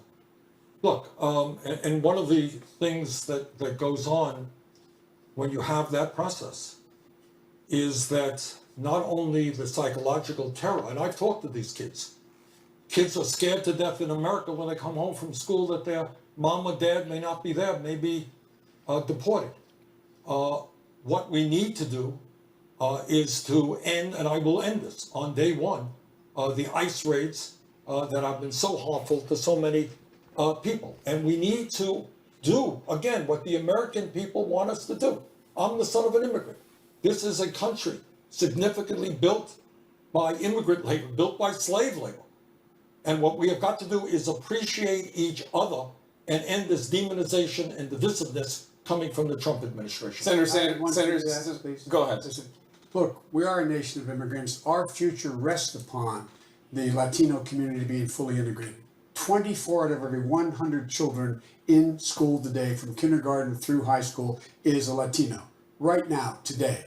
The idea that any American thinks it doesn't pay for us to significantly invest in their future is absolutely a bizarre notion, because if we do not invest, everything that the very wealthy are concerned about and the xenophobes are concerned about will in fact get worse, not better. We should be embracing, bringing them in, just like what happened with the Irish immigrants after the famine, just what happened to the Italians, etc. We've been through this before. Xenophobia is a disease. Thank you, Vice President Biden. Let's move now to the climate crisis. I'm coming right to you, Senator Good. Sanders. The World Health Organization calls the climate crisis a, quote, health crisis, and warns that climate change could fuel the spread of infectious diseases. Can you point to specific measures in your climate plan that address that threat? Well, of course we do. I mean, we look, this is what the scientists are telling us, the same scientists who make your point there, Jake. What they're telling us is if we don't get our act together in the next 7 or 8 years, there will be irreversible damage done to this planet. We're talking about cities in America, from Miami to New Orleans to Charleston, South Carolina, being underwater. We are talking about severe droughts, which will prevent farmers in the Midwest from growing the food that we need. We're talking about extreme weather disturbances, which hit Houston, Texas, Venice, Italy, just a few months ago. We are talking about the absolute need, and I want to hear Joe's position on this. This is not a middle of the ground thing. This is not building a few more solar panels or a few more wind turbines. What this is about is transforming our energy system as quickly as we humanly can away from fossil fuel. It is insane that we continue to have fracking in America.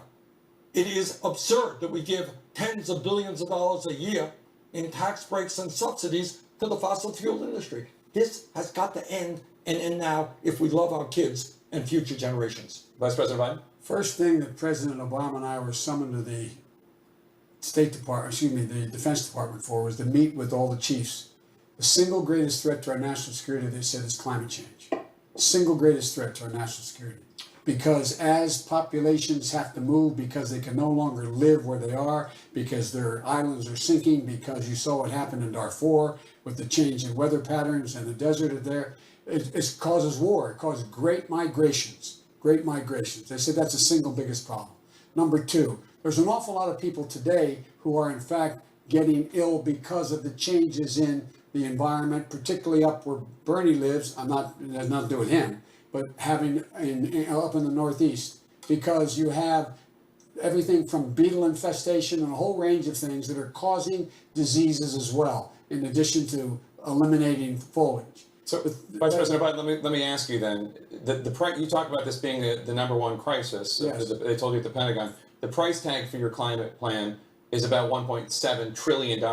That's about $14 trillion less than Senator Sanders wants to spend on this. Is your plan ambitious enough to tackle this crisis? Yes, it is ambitious enough to tackle the crisis, because what you go to JoeBiden.com, I lay out the first 13 things I would do immediately upon being elected. Number one, we're going to once again reinstate all the cuts the president made and everything from the CAFE standards, how far automobiles can go, investing in light rail so that we take cars off the road, making sure we're in a position where we are now in a position that we put 500,000 charging stations in areas that, in fact, all new highways that we built, making sure that we spend $500 billion a year in the federal government paying for transportation, the vehicles we run. All of those being converted to be able to run on low carbon fuel and or be able to run on no carbon fuel at all by having them move into a direction that is all carbon free. We can do these things. We can lay down the tracks where nothing can be changed by the next president or following president, the one beyond that. In addition to that, we also have to, I would immediately rejoin the Paris Climate Accord, which I helped put together. I would call the 100 nations, over 100 nations, but the 100 major polluters to the United States in the first 100 days to up the ante and make it clear that in fact if they didn't, there'd be a price to pay. And lastly, I would be right now organizing the hemisphere and the world to provide $20 billion for the Amazon, for Brazil, no longer to burn the Amazon so they could have forests, no longer forest, but they could have farming, and say, this is what we're going to do. They absorb more carbon in the Amazon and the region that's burning now than we emit in one entire year per year. Thank you, Mr. Vice President. Senator Sanders? All well and good, but nowhere near enough. I mean, you mentioned we started this debate talking about a warlike situation in terms of the coronavirus. And we said we have to act accordingly. You said it. I think you're right. I said it. We have to act dramatically, boldly, if we're going to save lives in this country and around the world. I look at climate change in exactly the same way. It's not a question of re-entering the Paris Accord. That's fine. Who cares? It's not a big deal. The deal right now is, do we have the courage? And this gets back to the point I'm trying to make all night long. Do we take on the healthcare industry and tell them their profits are not more important than healthcare for all? Do we take on the fossil fuel industry? Look, in terms of the fossil fuel industry, these guys have been lying. They've been lying for years, like the tobacco industry lied 50 years ago. Oh, we don't know if fossil fuels, if oil and carbon emissions are causing climate change. They knew. ExxonMobil knew. They lied. In fact, I think they should be held criminally accountable. But this, Jake, is an issue of enormous consequence. What Joe was saying goes nowhere near enough. It's not a question of money. Give me a minute here. We have time to talk about this. This is a world-shaking event. I understand. I just want to give him a chance to respond. Okay, Then we can come fine, back. let's stay on. We're staying on this issue. Number one, no more subsidies for fossil fuel industry, no more drilling on federal lands, no more drilling, including offshore, no ability for the oil industry to continue to drill, period. Ends, number one. Number two, we're in a situation as well where we cannot, we are able to move rapidly to change the dynamic in terms of what we can do to set in motion. The fact that he says climate change, Paris Accord doesn't mean much. We can get everything exactly right. We're 15% of the problem. 85% of the problem is over there. We need someone who can deal internationally. We need someone who can bring the world together again. We need someone who can move in a direction that, in fact, if you violate the commitment you make, you will pay an economic price for it, like what's happening in China. They're exporting coal, significant coal. Thank you. Look, obviously, the Paris Accord is useful, but it doesn't go anywhere. If you laugh at Joe, then you're missing the point. This is an existential crisis. Bingo. You talk about, I'm talking about stopping fracking as soon as we possibly can. I'm talking about telling the fossil fuel industry that they are going to stop destroying this planet. No ifs, buts, and maybes about it. I'm talking about speaking to China. Well, I'm not sure your proposal does that. I'm talking about speaking to China, to Russia, to countries all over the world. And in this moment, making the point that instead of spending 1.8 trillion on weapons of destruction designed to kill each other, maybe we should pool our resources and fight our common enemy, which is climate change. I know your heart is in the right place, but this requires dramatic, bold action. We've got to take on the fossil fuel industry. Your plan does not do that. My plan takes on the fossil fuel industry and it unites the world. He just got finished saying. What's he going to do? He's going to bring these countries together, make it clear to them. I'm saying we bring them together, make them live up to the commitments. If they don't live up to the commitments, they pay a financial price for it. They pay an economic price for it because we can do everything. My state is 3 feet above sea level. I don't need a lecture on what's going to happen about rising seas. I know what happens. I watched the whole Delmarva Peninsula, just like it is in South Carolina and the rest. Something I know a little bit about. I wrote the first climate change bill that was in the Congress, which PolitiFact said was a game changer. I'm the guy who came along and said with Dick Lugar that we're going to trade, we'll forgive your debt if you don't cut down your forests. I've been way ahead of this curve. This idea that all of a sudden Bernie found this out is amazing to me. Senator Sanders? Bernie didn't find it out. Bernie is listening to the scientists. And what, you're talking about making countries around the world fulfill their commitments. Those commitments are not enough. What this moment is about, Joe, is that the scientists are telling us they underestimated the severity of the crisis. They were wrong. The problem is more severe. So all that I'm saying right here is that we are fighting for the future of this planet, for the well-being of our kids and future generations.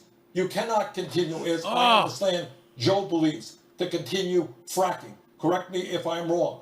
What we need to do right now is bring the world together, tell the fossil fuel industry that we are going to move aggressively to wind, solar, sustainable energies, and energy efficiency. Facebook is fucking with me again. No new fracking. And by the way, on the Recovery Act, I was able to make sure we invested $90 billion in making sure we brought down the price of Facebook shut solar down and 5 out of wind 6 channels. That is lower than the price of coal. That's why not another new coal plant will be built. I did that while you were watching. Number one. Number two, we're in a situation where we, in fact, have the ability to lay down the tracks where no one can change the dynamic. And that's why we should be talking about things like I've been talking about for years. High-speed rail, taking millions of automobiles off the road, making sure that we move in a direction where no more drilling on federal lands, making sure that we invest in changing the entire fleet of the United States military to...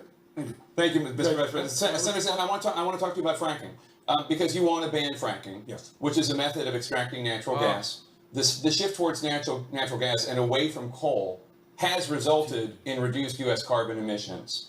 So how can the U.S. transition to your targeted goal of zero emissions with fracking completely out of the picture? Because we have to invest in an unprecedented way. In an unprecedented way. You started off by saying that we're talking about a $13, $14 trillion investment. That is a lot of money. And I've been criticized for that. But I don't know what the alternative is if we are playing for the future of this planet. So we got to be dramatic. And what being dramatic is massive investments in wind, in solar, under the green, in sustainable energies in general, and research and development. Haven't talked about cannabis. In making our buildings all over this country, my state of Vermont, and around this country, got a lot of old buildings. We can put millions and millions of people to work making our buildings energy efficient, moving our transportation system to electricity. So what we're talking about is a massive, unprecedented investment. That is what the Green New Deal is about. I supported it, and I will fight to implement it. Thank you so much, Senator Sanders. We're going to be back with more from the CNN Univision Democratic presidential debate. Stay with us. Okay, fantastic. In the meantime, here we go. So, interesting debate. I'm enjoying it. I hope you guys are too. Yeah, why does it do that? That's not what I want to do. You son of a bitch. That's not what I'm clicking on. I'm trying to click on that. It's like you suck so bad. I have to do that. Just whatever, man. Stupid software. What? Don't mind me. All right, here we go.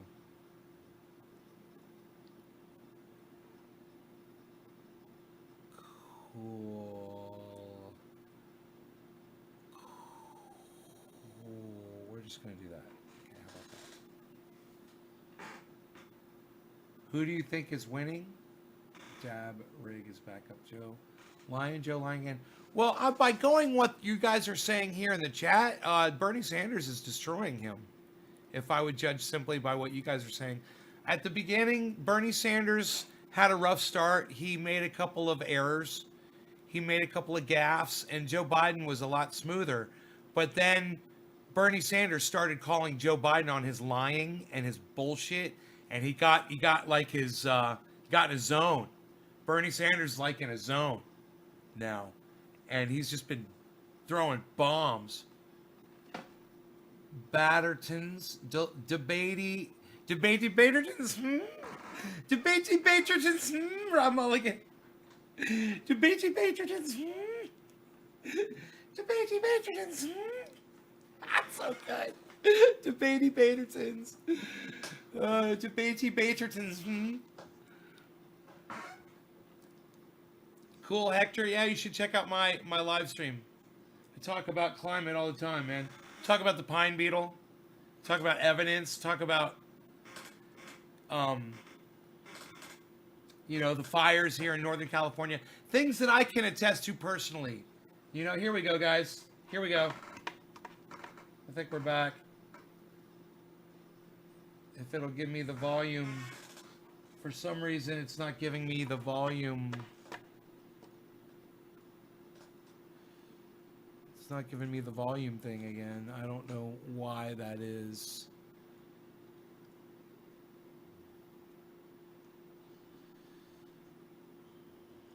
So, give me a second here. Let me see if I can get to the bottom of this. Let me see if I can get to the bottom of this issue. Oh, there it is. We'll bring the volume back on.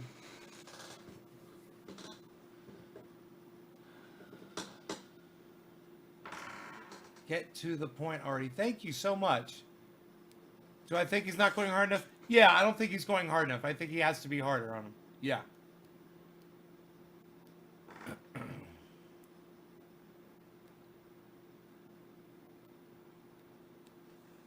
Thanks, Renee. I think I appreciate that.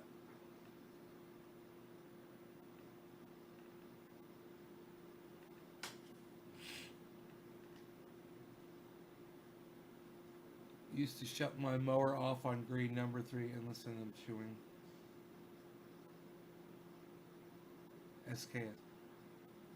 It's about global warming. Shouldn't you have some idea of the impact of fracking? Methane gas in the atmosphere, never mind the underground pollution. Bernie definitely needs to go harder.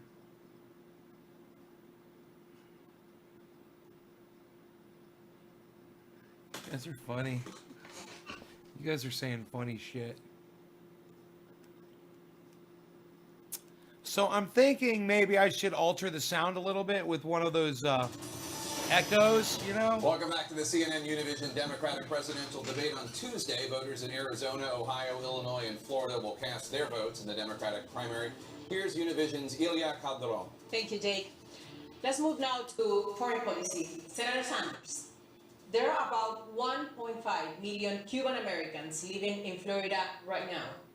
Why would they vote for you when they hear you praise the program of Fidel Castro, a dictator who jailed, tortured, and killed thousands of Cubans? I have opposed authoritarianism, whether it's in Cuba, whether it's in Saudi Arabia, whether it's in China, or whether it is in Russia. That is my life record. I believe, unlike the President of the United States, in democracy, not authoritarianism in Cuba or any place else. What I believe right now in this world is that we are faced with a global crisis and a movement toward authoritarianism. That's what Putin in Russia is leading. That's what MBS in Saudi Arabia is leading. And as President of the United States, unlike Donald Trump, I would put the flag down and say that in this country and in this world, we have got to move toward democracy and human rights. That is my view and has always been my view. To be clear, Senator Sanders, Cuba has been a dictatorship for decades. Shouldn't we judge dictators by the violation of human rights and not by any of their alleged achievements? Well, I think you can make the same point about China. China is undoubtedly an authoritarian society, okay? But would anybody deny, any economist deny, that extreme poverty in China today is much less than what it was 40 or 50 years ago? That's a fact. So I think we condemn authoritarianism, whether it's in China, Russia, Cuba, any place else. But to simply say that nothing ever done by any of those administrations had a positive impact on their people would, I think, be incorrect. Vice President Biden, you have criticized Senator Sanders for praising Castro's education system. But in 2016, President Obama said Cuba made, quote, a great progress. Oh, we got a little break. TrinityAsDivers.com. You guys check it out. In educating young people. That's the website. And that its healthcare system is a huge achievement that they should be congratulated for. How is that different from what Senator Sanders has said? He was trying to change Cuban policy so the Cuban people would get out from under the thumb of the Castro and his brother. That is to change the policy so that we can impact on Cuba's policy by getting them opened up. That was about. But the praising of the Sandinistas, the praising of Cuba, the praising just now of China. China is an authoritarian dictatorship. That's what it is. We have to deal with it because they're there. But the idea that they, in fact, have increased the wealth of people in that country, it's been marginal, the change that's taken place. It is still, they have 1 million Uyghurs, 1 million Muslims in prison camps in the West. You see what's happening in Hong Kong today. And by the way, the idea that he praised the Soviet Union, the Soviet Union, about the things that they had done well. Before he said a lawful Muslims? dictatorship killing millions and millions of people. And in addition to that, we have a circumstance where after the election was all over and we knew what was done by the Russians now in interfering with our elections, this man voted against sanctioning Russia for interference in our elections. I don't get it. Well, what you don't get, and this is exactly what the problem with politics is about. All right, question. Did China make progress in ending extreme poverty over the last 50 years? Yes or no? That's like saying Jack the Ripper. No, it's not. Yes, it is. This is the problem. Yes, it is. This is the problem. We can't talk. I know there's a political line. I understand. China's terrible, awful, nothing ever good, Russia, blah, blah, blah. But the fact of the matter is, China, of course, is an authoritarian state. That's what I just said. It's a dictatorship. That's what I just said 5 minutes ago, you know? And by the way, you know, the question that was asked, quoting Barack Obama, President Obama was more generous in his praise of what Cuba did in healthcare and education than I was. I was talking about a program 60 years ago in the first year of the Castro revolution. So the bottom line is that I think it's a little bit absurd if we're going to look at the world the way it is.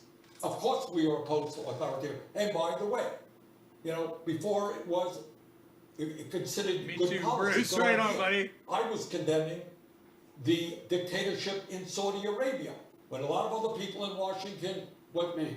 I was condemning the dictatorship in the UAE. You were not. Thank you, Senator Yes, I Sanders. was. Vice President Biden. Look, the idea of occasionally saying something nice about a country is one thing. The idea of praising a country that is violating human rights around the world is in fact makes our allies wonder what's going on. What do you think the South Koreans think when he praises China like that? What do you think the Australians believe in the shadow of China? What do you think is happening in Indonesia in the shadow of China? What do you think is happening in terms of Japan in the shadow of China? Words matter. These are flat out dictators, period. And they should be called for it, straight up. We may have to work out, for example, I was able to help negotiate a new START agreement with Russia. Not because I like Putin, the guy's a thug. Mr. Vice President, sticking with foreign policy, you acknowledge that your support and vote for the Iraq War was a mistake.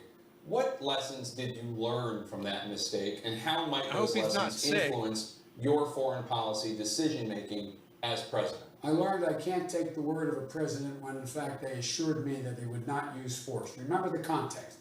The context was the United Nations Security Council was going to vote to insist that we allow inspectors in to determine whether or not they were in fact producing nuclear weapons or weapons of mass destruction. They were not. And what's the first thing that happened when we got elected? The President Obama turned to me and said, get those troops out of there. I was responsible for getting 150,000 combat troops out of Iraq. I admitted 14 years ago it was a mistake to have trusted him.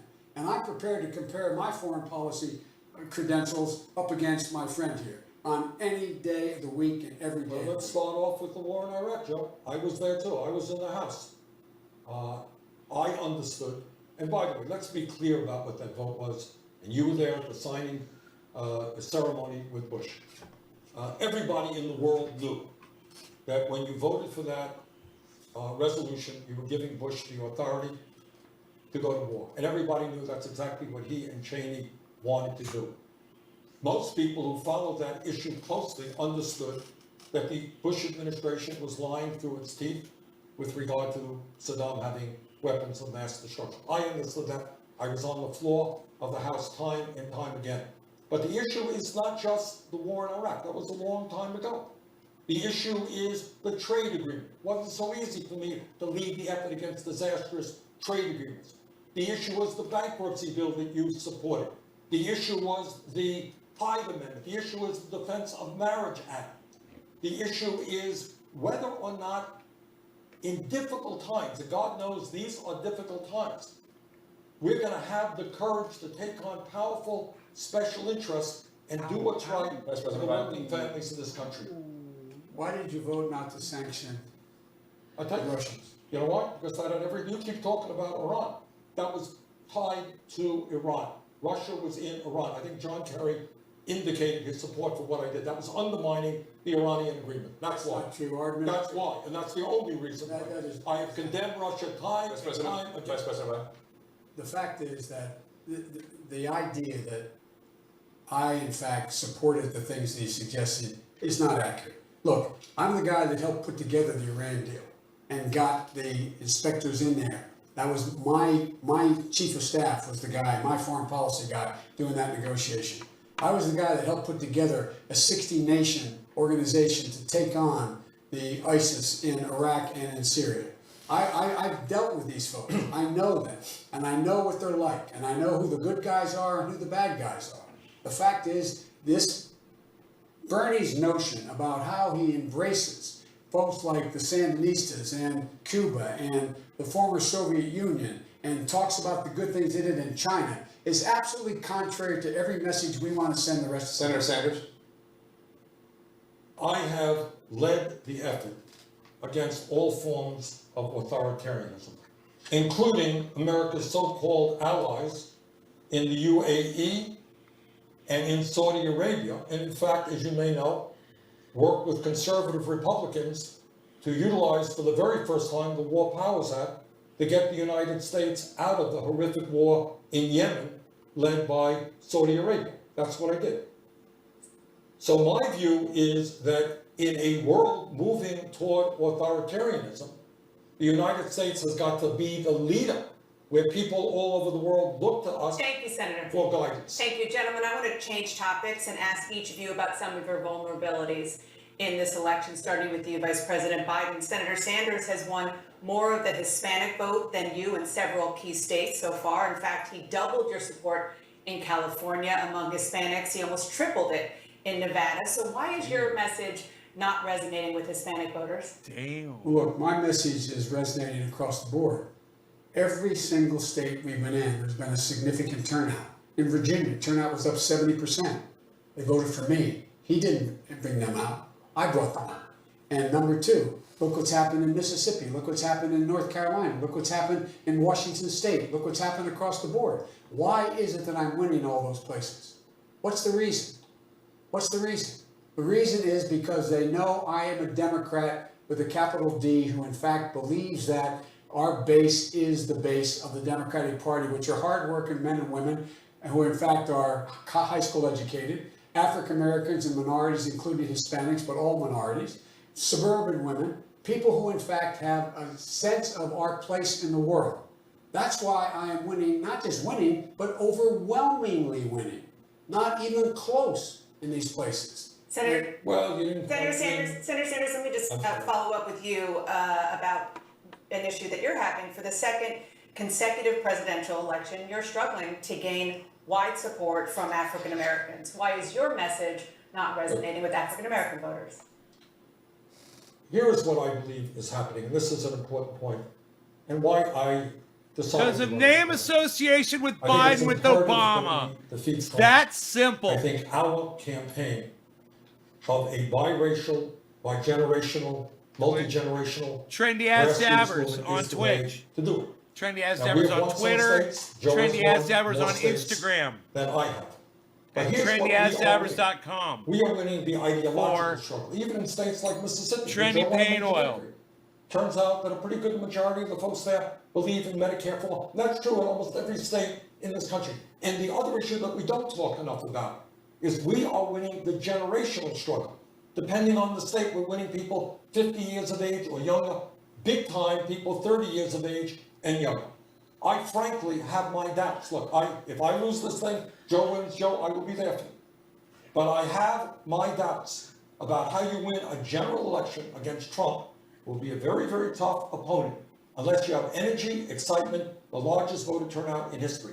And to do that, you are going to have to bring young people who are not great voters. They don't vote in the kinds of numbers they should into the political process. You're going to have to bring Latinos who are great people of the agenda that we need, but also don't vote in the numbers that we need. I have my doubts that Vice President Biden's campaign can generate that energy and excitement and that voter turnout.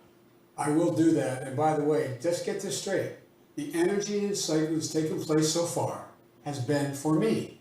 70% turnout increase in Virginia. I can go down the list. They're coming out for me. And I didn't even have the money to compete with this man in those states. And the idea, why are they doing that? The reason they're doing that is because they understand I know what has to happen, that I know what needs to be done. And by the way, the idea that everybody supports Medicare for all, he still hasn't indicated how much it's going to cost people. He's yet to know exactly what's going to. So here's my point. People don't know the detail at all. And the fact is, I am winning overwhelmingly among Democratic constituencies across the board. Thank you, Mr. Vice President. We're going to be right back with more from the CNN Univision Democratic presidential debate. Stay right there.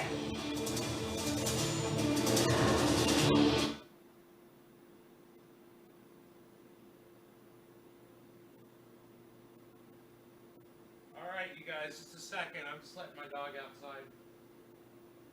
Semi, because I didn't want to leave you guys hanging. I figured this was going to happen.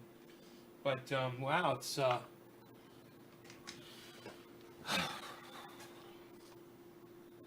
go like this. Okay. great. Great. It's 4:20 in Newfoundland. Right on. Oh, Rogan's already back. Rogan. Hey. I know you want to have fun, but be nice with the cat. Be nice. You said disregarding. So many questions about what is the federal government doing. Do you get the anger that is out here? They closed off this entire street. Do you really think you're a champion of the gay community? Sir, with all due respect, that's the argument of a 5-year-old. I didn't start. Dude, I can't turn this off. Things I've seen, all the people I've talked to, I carry with me. They're part of what I do every night, right here, holding the powerful. I can't mute it. Keeping them honest. AC 360, weeknights at 8, only on CNN. I don't know how to turn that off. There it is. Now they're giving me the volume. That's weird. I'll just mute that. That was weird that it did that. Disregarding climate change is not only stupid, it's going to bite you in the ass 10 years down the line if it takes even that long. Right, cool. You should be watching my show, man. I talk about that all the time. You're going to like my show. You should check out Guy McPherson too. If you already sound like you know about him, but Guy McPherson. It's naturebatslast.com. naturebatslast.com.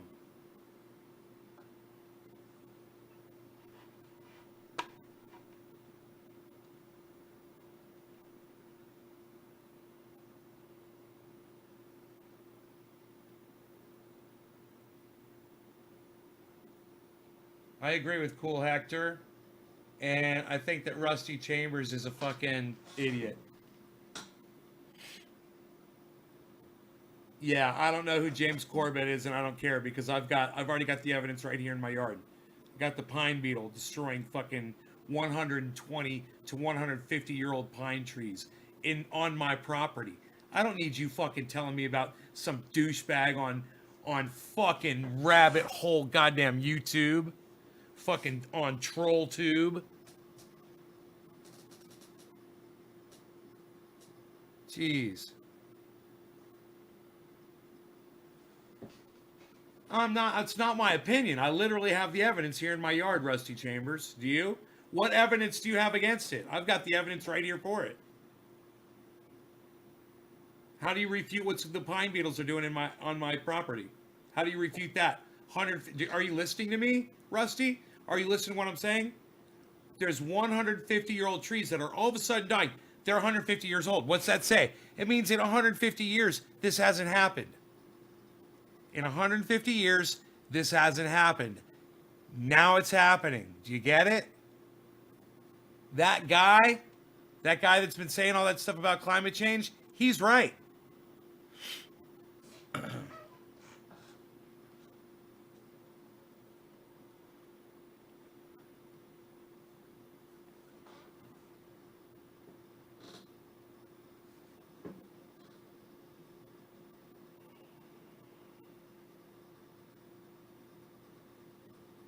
They are. Go, man. Go do a little research. These coastal cities are going underwater right now, man. Go check out what's going on in Florida. Go check out what's going on in the Carolinas. Go check out what's going on in Oregon. Go check out what's going on around the world, man. There's complete islands that are being submerged. People have to move. The oceans are rising. You're in denial, bro. Do a little research. Yeah, we're back on. It's coming on right now.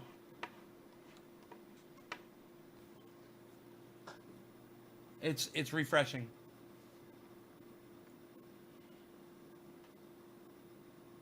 Here you go.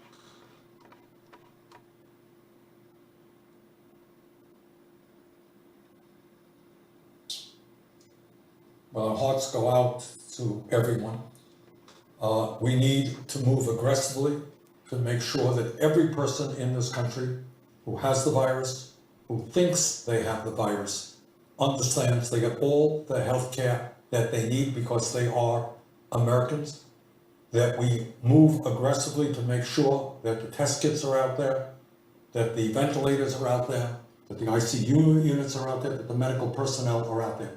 But Jake, if I might also say that in this moment of economic uncertainty, in addition to the coronavirus, it is time to ask how we get to where we are. Not only our lack of preparation for the virus, but how we end up with an economy where so many of our people are hurting at a time of massive income and wealth inequality. It is time to ask the question of where the power is in America. Who owns the media? Who owns the economy? Who owns the legislative process? Why do we give tax breaks to billionaires and not raise the minimum wage? Why do we pump up the oil industry while 500,000 people are homeless in America? This is a time to move aggressively, dealing with the coronavirus crisis, to deal with the economic fallout, but it's also a time to rethink America and create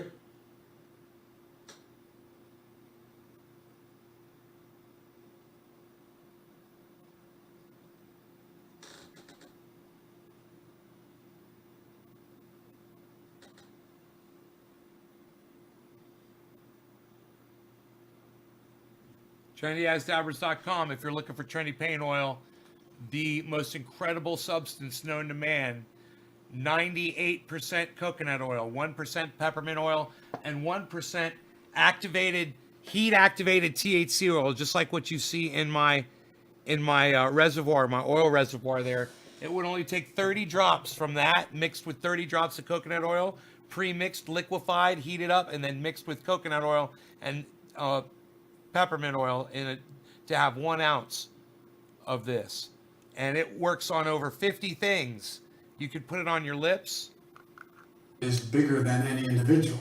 This is bigger than yourself. This is about America. This is about the world.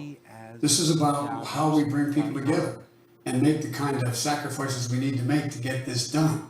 And so first and foremost, what we have to do is start to listen to the science again. I wish it would work As on I my said, zits. we met in the, what I'd be doing I've got a today, few. I'd be sitting down in the Situation Room literally every day like we did at the outset of other crises we had when we were in the White House, and pulling together the best people in not just the United States, the world, and say, what are the prescriptive moves we have to take now to lessen this virus, to beat it, to go to the point where we can save more lives, get more people tested, get more people the kind of care they need. And then what do we do beyond that to make sure that the economic impact on them is in fact rendered harmless, that we in fact make sure every paycheck is met, every paycheck that's out there that people are going to miss, and we keep people in their homes, they don't miss their mortgage payments, they don't miss their rent payments, making sure that they're going to be able to take care of education, and by the way, the education institutions are closing down right now. And so there's so many things we have to do. And in addition to that, what we have to do is we have to have the best science in the world to telling us what can stay open and what need to be closed. Top of the Like I hour. said earlier, Top the of the idea hour. that we're closing schools, which I Cheers. understand, No law regarding but cannabis. not Cheers, being everybody. able to provide lunches for Cannabis people isn't who in just for all. fact need the school lunch program to get by. The idea that we would close any place that I can understand the decision made to close places where 100 or 50 people or more gather. But how do you keep open the drugstore to make sure you get your prescription? How do you deal with the things that necessarily have to be kept going? And what's the way to do that? There should be a national standard for that. It should be coming out of the Situation Room right now. And by the way, the single most significant thing we can do to deal with the larger problem down the road of income inequality is get rid of Donald Trump. And how we're going to hold people harmless for the damage done as a consequence of this virus. It's important we do both. Vice President Biden, Senator Sanders, we want to thank you both for being here tonight under these challenging and trying circumstances. We wish both of you the best. Our thanks as well to our partners in Okay, let's get that off the screen there. There we go. Okay, I think we're gonna leave the chat like that, man. I like the chat. I'm digging the chat. I'm digging the chat.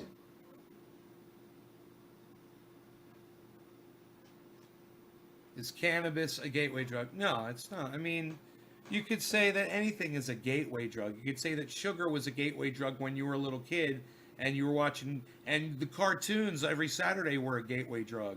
You got addicted to watching TV. You got addicted to, you know, going out and playing with your friends, or, you know, doing a certain activity, you know.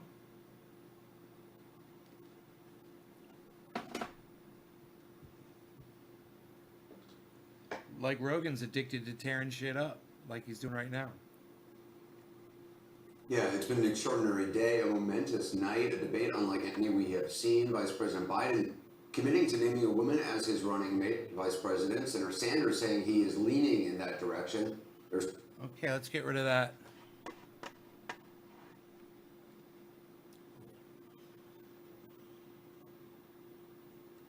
Perfect.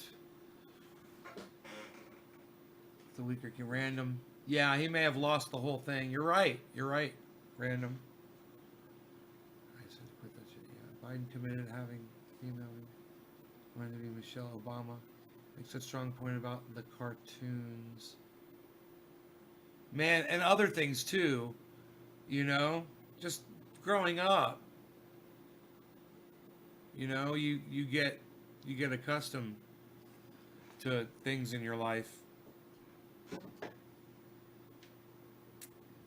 It might even be, you know, steak, you know, hamburgers. I was addicted to hamburgers growing up. I loved them. Ate them all the time. Go out of my way for a freaking hamburger. Hey, Tanya, what's up?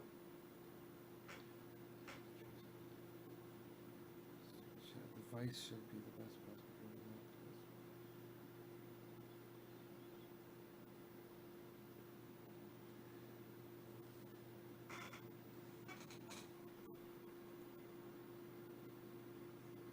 Wow, 2 hour and 51-minute live stream so far.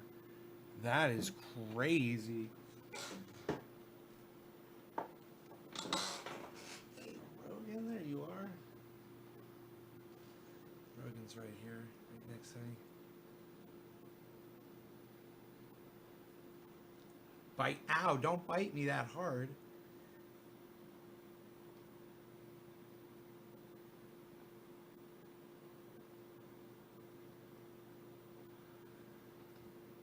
The steak from last night, it really was. You know that I got the A1 steak sauce out and I didn't even use it? No need, man. That steak was so goddamn good. Every bite of it.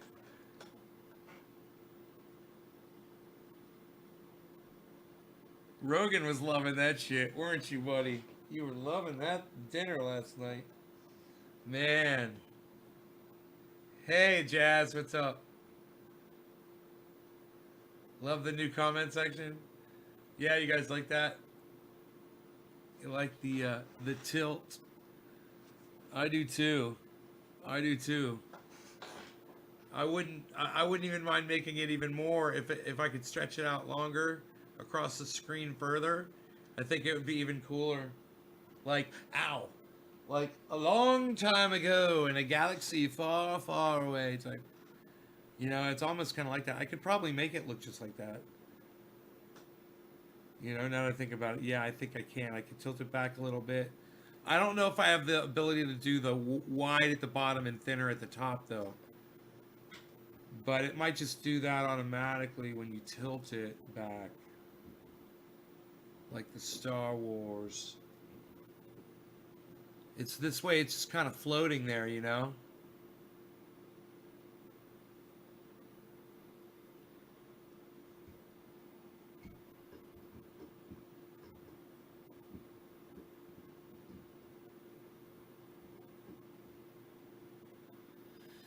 Yeah, but they didn't say if the best choice was a woman. I believe what they said was they needed to get a woman candidate. And, you know, I understand the reason for that. For women's rights, to boost women, to lift women up. They both want to do that. And I understand that. It might be a gamble, you know, but they both feel very strongly about it. So, you know, I support them no matter what.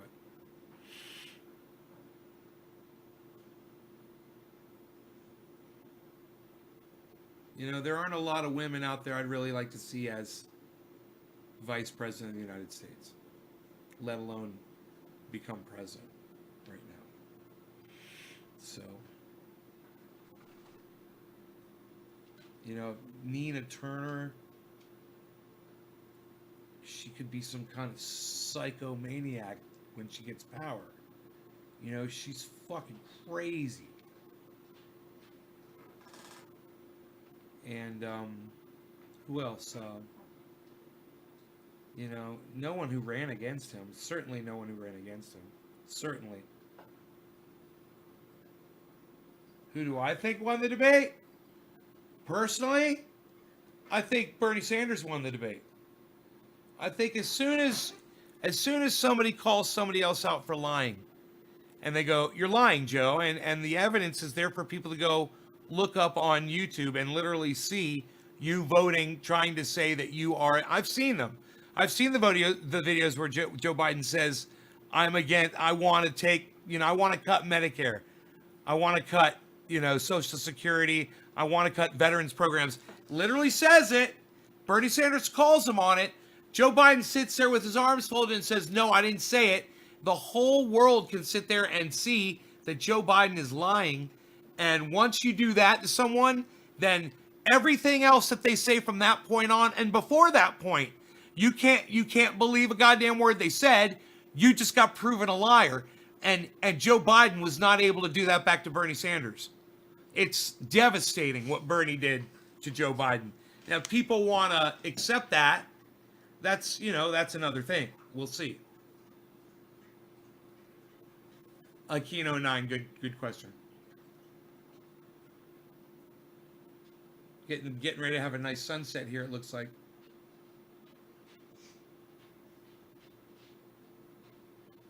You know, I would be able to show you this sunset if I was able to adjust the colors on the camera, on one camera, but I can't. I can only do one camera. So it would be cool to have the sunset in another camera. Yeah, it's going to be beautiful, man. Oh my God. Tonight's sunset's going to be beautiful. Here, if I turn off this camera, you guys want to watch the sunset? I don't know how many people are watching. Facts are free. Can I reset this and see how many people I got? Because it says 168 forever. I know it's not 168 people. So let me just refresh this really fast. We are at 40 people watching. Okay, hello. Hello to my 40 friends. Yeah, you guys want to watch sunset? It's going to be pretty crazy. Here, let me see what I can do here with the camera situation. I'm going to delete this camera, or I could just change which camera it is.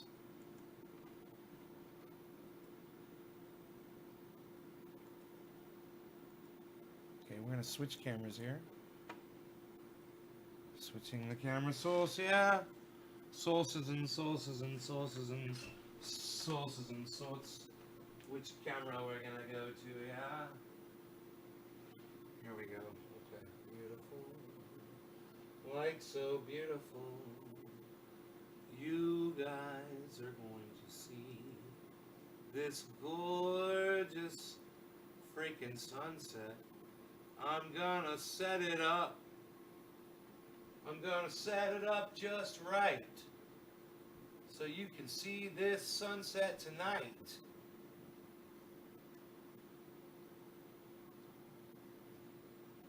You're gonna see that beautiful sky.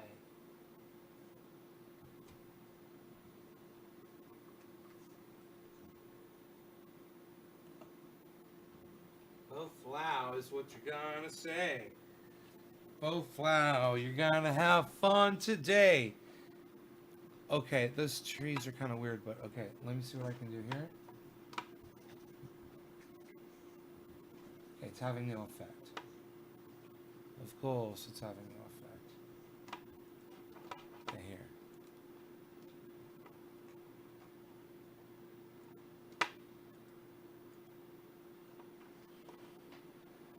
Give me a second with these controls here.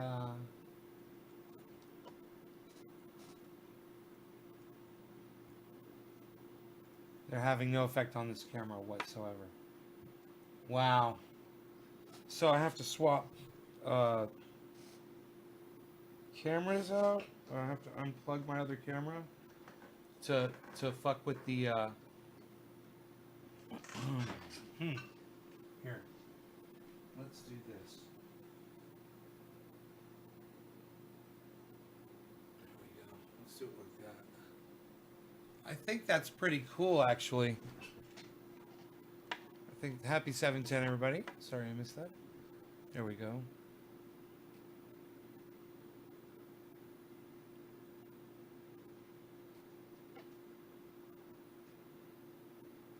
Okay, great. Yeah, wait till you guys see the sunset. It's going to be spectacular. I have a really good feeling that it's going to be spectacular. Now, I don't have control over this camera, and I'm really sad about it.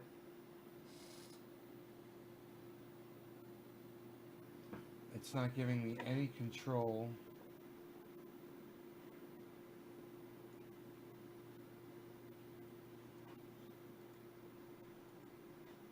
Even when I click on it, and I go into the manual settings, yep, there's nothing there. It's like it's picking the wrong camera. And this doesn't let me, if I unplug the other camera, I have to figure out which camera it is. Because this is, there's too much blue in that picture. It's not that blue out there. Here, let me look up there. Yeah, it's more gray, and there's color, and there's like rainbow color under those clouds where the text is. Right there where that line is, on the bottom left near the trees, there's like a bright line. There's rainbow color right there. Rogan, no. Here, you play with your toys. Here's your toys. There you go. Good boy. There you go. Okay. So I'm thinking about unplugging this camera, unplugging the other camera. It's tied in. It's really, if I just unplug the other camera, just have to figure out which one it is. It's that cable right there. It's coming in to right here. I think I see it. Okay. Now I just unplugged my main cam. Now let me see if this software will work on this camera now. Yes! Because I unplugged the other camera. Okay, cool. So, let's do this. Let's get that white balance correct so you guys can see this rainbow color that I'm talking about. Oh, you're going to see it so much better now.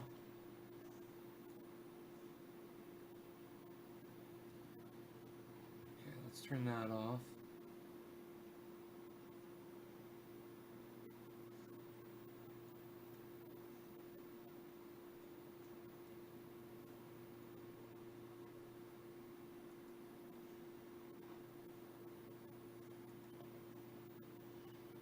Okay.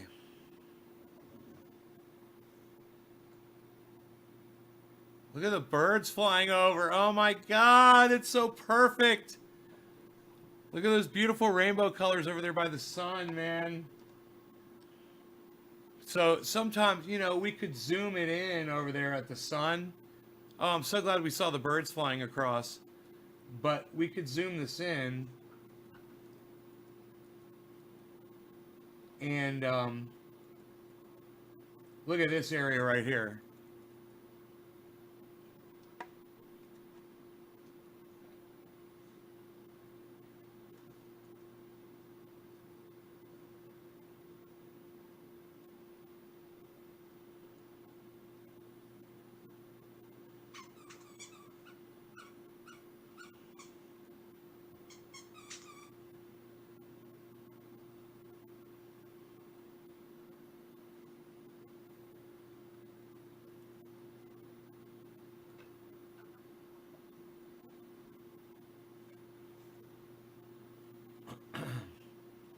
pretty cool, pretty cool.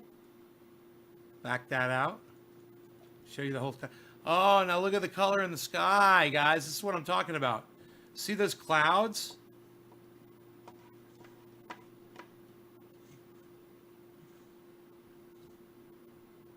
Look at this.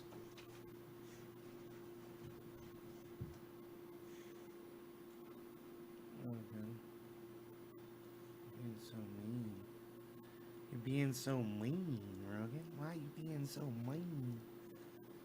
What is this right here? We could probably get rid of that.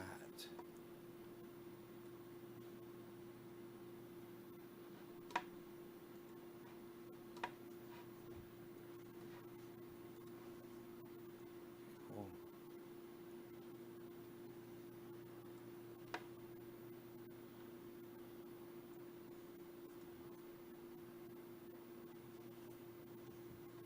Look at those pretty colors. Wow.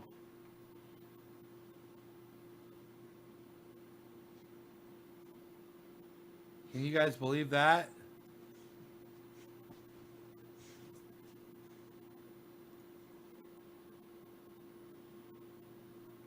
I told, ow, hey.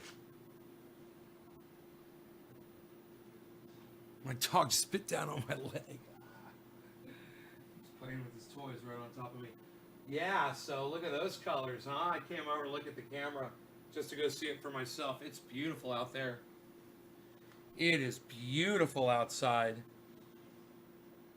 Just wait, it's gonna get better. As that sun goes down, it gets prettier. You'll see here in just a second. You shall see. Give it just a second here.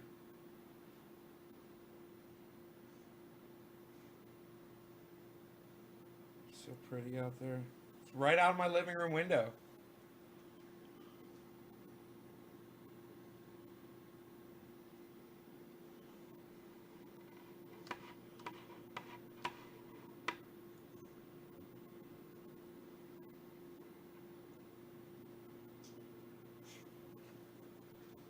As the sun goes down behind the horizon line, it darkens the sky and highlights the clouds that are still reflecting the sunlight. And there's no telling what color these clouds are about to turn. They can turn any color in the dark. You'll just see as it darkens the sky, the clouds will light up. But like right now, they're kind of getting like a little pinkish red color to them. It's a good thing. See, clouds make for a beautiful sunset out here. It's really the clouds that do it. If you get some good clouds. Closed our driver motor vehicle down. No more plates. Tanya Egan.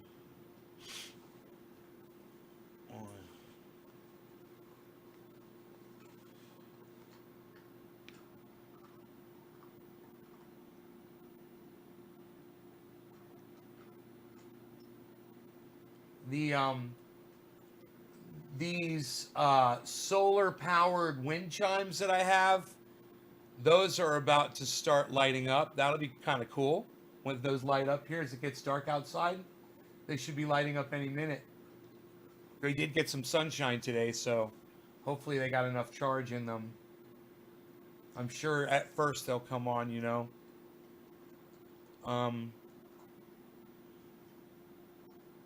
Let me see what these clouds are doing out here. Let's take a little gander.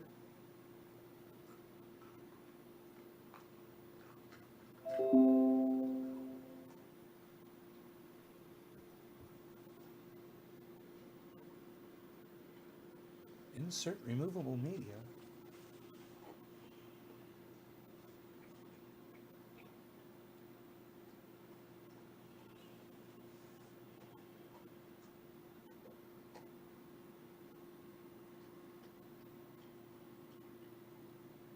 Feel the burn, says Tommy.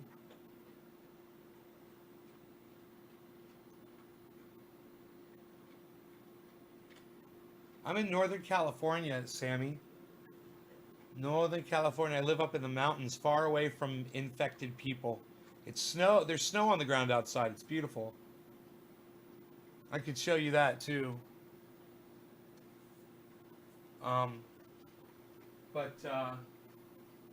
Here, it's a nice sunset, but here, check this out. See all the snow? Still on the ground. Nice. Nice. I could do snow bong hits. You know? Man, I got goddamn fingerprints on here. Goddamn fingerprints. Do not yell about my fingerprints. Don't do it. Here, let me lighten this up for you guys. The night time is the right time. The night time is the right time. The night time is the right time. This is obviously an older camera. So hold on one second.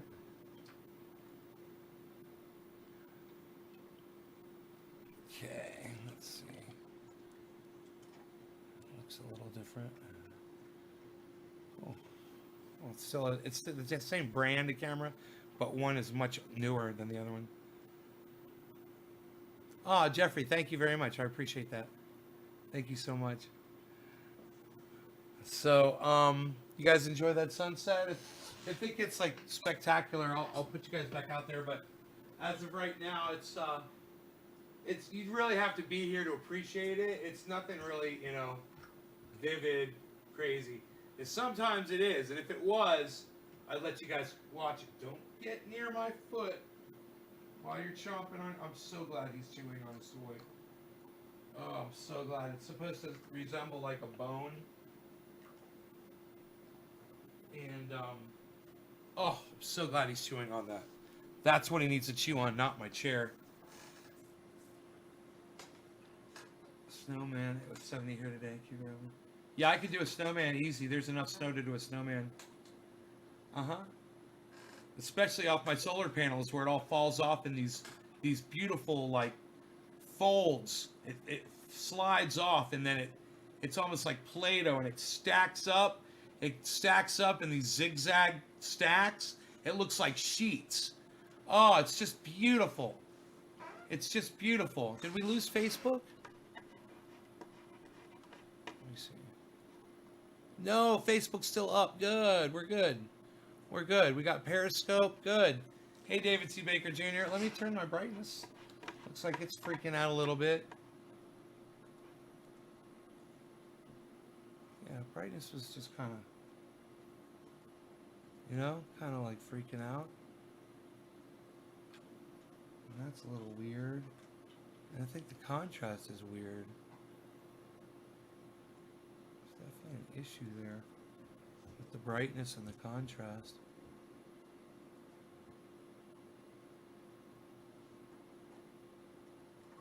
My face looks all white. This is the old camera. Like I said, the new camera looks much better.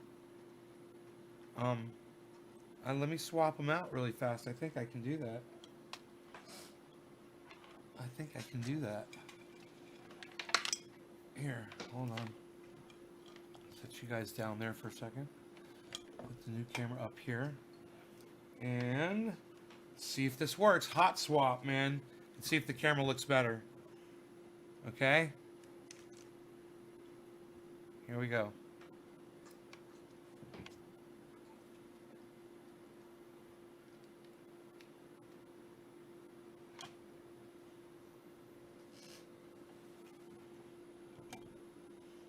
Okay, here we go. Swap it over to the working camera.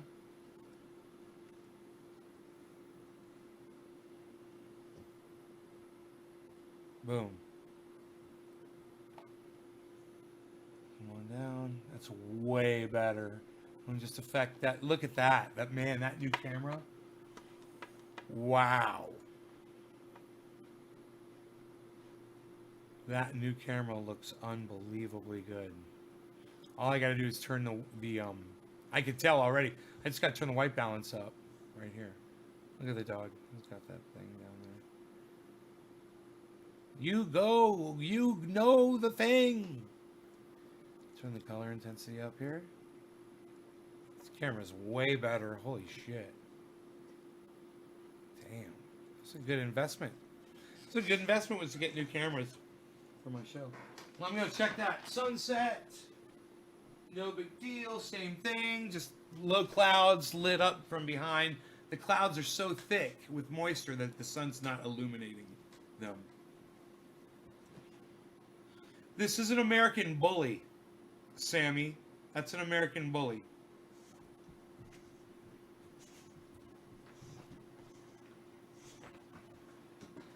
He's very, okay, be nice.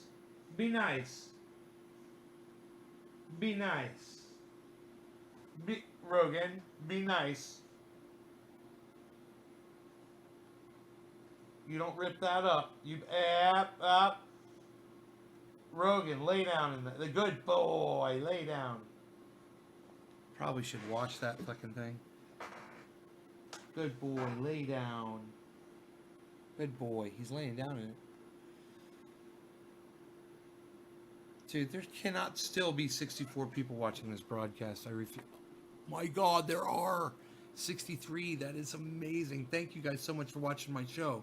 Listen, I know we've been live for 3 hours. I have to go. I got to take my dog out.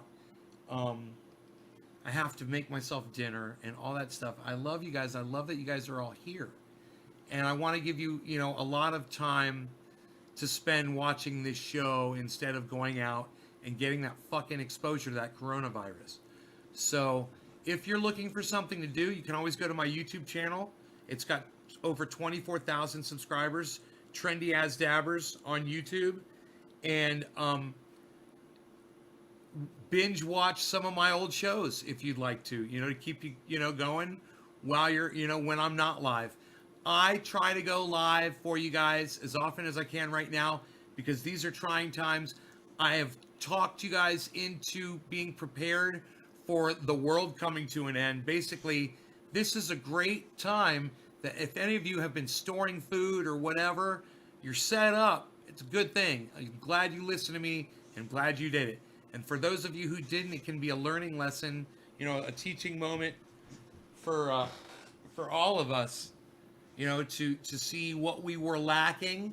And when this virus blows by, and hopefully it will within a few weeks, if we all do the right thing and we stay home, you know, and that's the right thing to do, man. We just stay home, let this virus fucking die, and hopefully we can all get back to living our lives, and then you guys can start focusing on being prepared for something like that again. And if it means having a couple extra cases of toilet paper up in the attic, having a bag of rice, having a bunch of boxes of dry cereal in the cupboard, you know, having almond milk that can be stored in literally in the cupboard, in the cabinet, doesn't need to be refrigerated, you know, cans of soup, you know, access to eggs, which is great, you know, all of these things. Hey, no, look what you did. No, don't rip that out. No, you're not going to rip all that out. No, Rogan, no. I taped it together. He's ripping it apart. So, hey, no, stop it. No.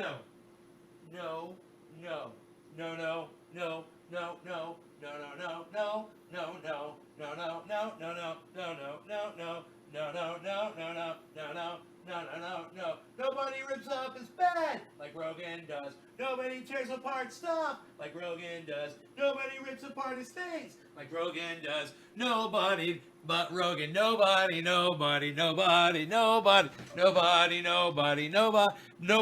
Rogan. Nobody. I'm like, no, Rogan, don't do it again. Don't rip that apart. More tape. More monster tape to patch up that hole. What do you see? What you see, buddy? What you got? What you got? Oh. Bernie is live on CNN.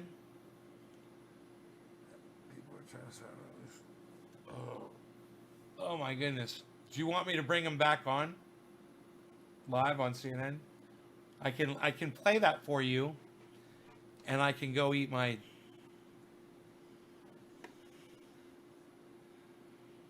I gotta set it up again. Son of a bitch. if I do it. I got to set it all up. I closed all that stuff up.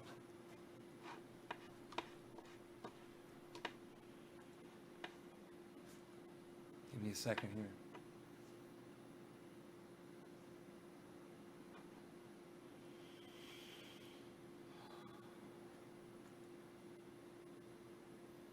No, no, no, no, no, no, no, no, no, no, no, no, no, no. It's kind of catchy.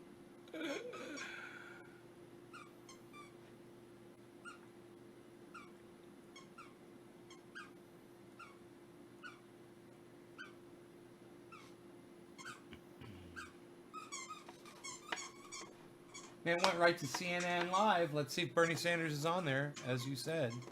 Debate is the one we There have he to is. move incredibly aggressively. You're right. In terms of the coronavirus, while we have to move very aggressively in terms of the economic fallout, especially for working people, for small businesses, for the children, for the elderly. How are people going to eat? What happens when you lose your job? How are you going to get income? We got to deal with that. And my view is that we make everybody whole.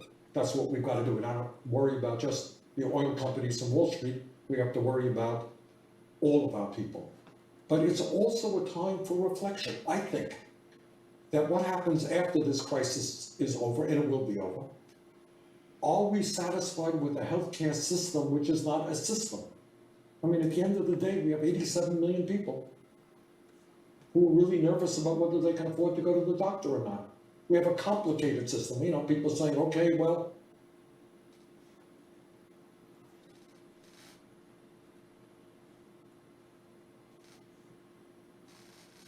Can't remember the way I had it before.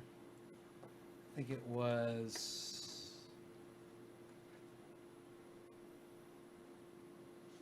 like that, right?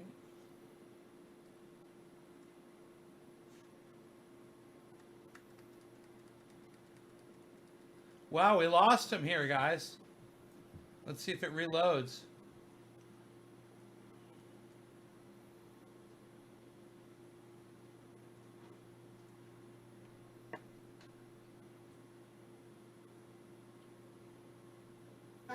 Hey, Brian. Look, Bernie talks about, the senator talks about his Medicare for all. He still hasn't told you how he's going to ever get it passed. He hasn't told you how, in fact, there's any possibility of that happening.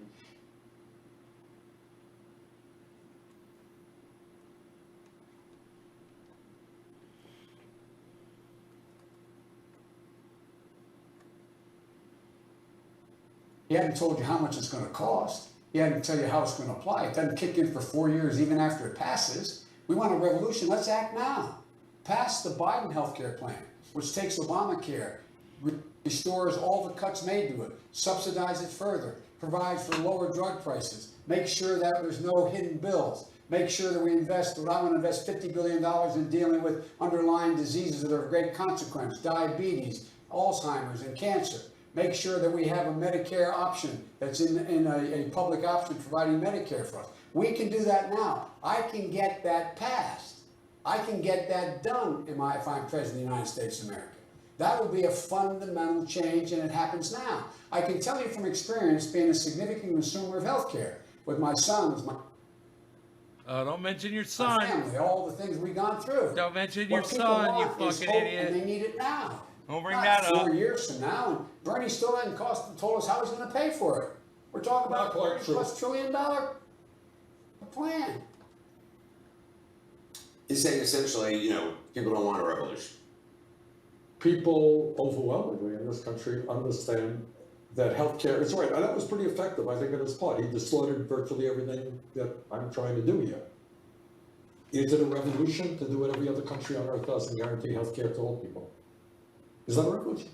Is it a real revolution to say to the drug companies, you know what? Can't charge us 10 times more for the same exact drugs as you're charging in Canada or in other countries?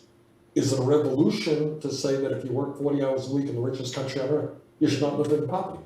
Is it a revolution? And by the way, to say that in the year 2020, when we talk about public education, it should include making public colleges and universities tuition free and canceling all student debt. Now, what's interesting is that Biden has adopted some of the, this is what always happens. Suddenly today, Joe Biden is a free spending socialist. My God, we're gonna pay for everything.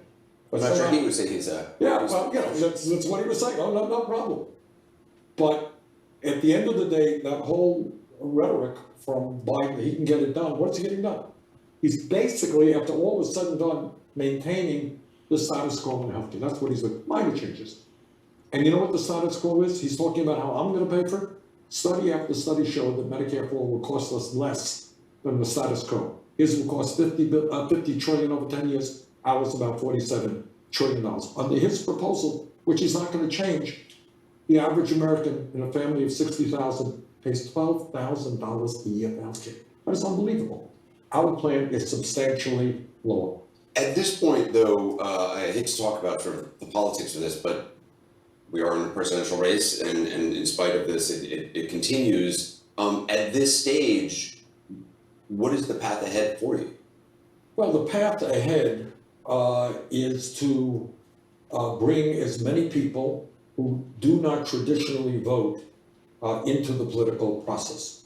And that is young people, it is working class people who understand that we have a corrupt political system in which billionaires buy elections and make it easier for the wealthy to become richer while working class people are struggling. But that's been the argument you've made, understandably, and the idea of we're going to have this massive voter turnout, people who haven't been in the process, and in some cases you've been able to do that with Latino voters coming in Nevada and elsewhere, young people not coming out in the numbers. It's been disappointing, clearly. Young people, I mean, I think the media hasn't gotten it quite right. Young people are voting in higher numbers, not as high in some states as the general population. Older people vote in very large numbers. But let me... Because that is what the vice president was saying tonight. It's like, there has been people coming out, but it's been older people. But let me rephrase that and say this. Two things. Again, I think we are winning the ideological struggle, and we won it tonight. There's Joe Biden suddenly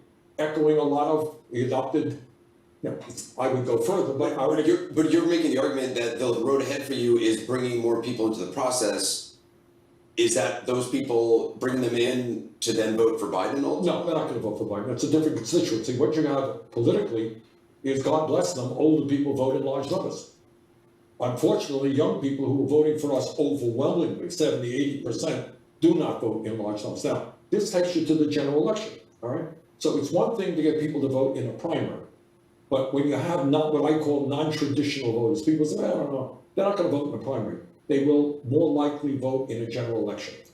How do you beat Trump if you don't have a huge voter turnout? How do you have a huge voter turnout if you're not bringing young people in, if you're not bringing working class people who have begun to see through the lies of Donald Trump? So I think we're better positioned to do that than Joe Biden is. But or is your hope, if you can't be the person, you can't be the nominee, to at least get Biden to come to in order to appeal to the young people who are coming out for you, to get Biden to come to at least embrace more of your position? You know, it's a funny thing. I mean, I think you have heard media and others talking about, isn't it remarkable how when we had 18 candidates to begin this process, so many of them have moved so far of where we were 4 years. You just heard this tonight. Yesterday, Biden basically saying, yeah, I voted for that bankruptcy bill. Bad idea, I'm gonna adopt Elizabeth Warren's position. That's a good bill, okay? Today he says, oh, I think we should make public colleges and universities tuition free up to a certain level.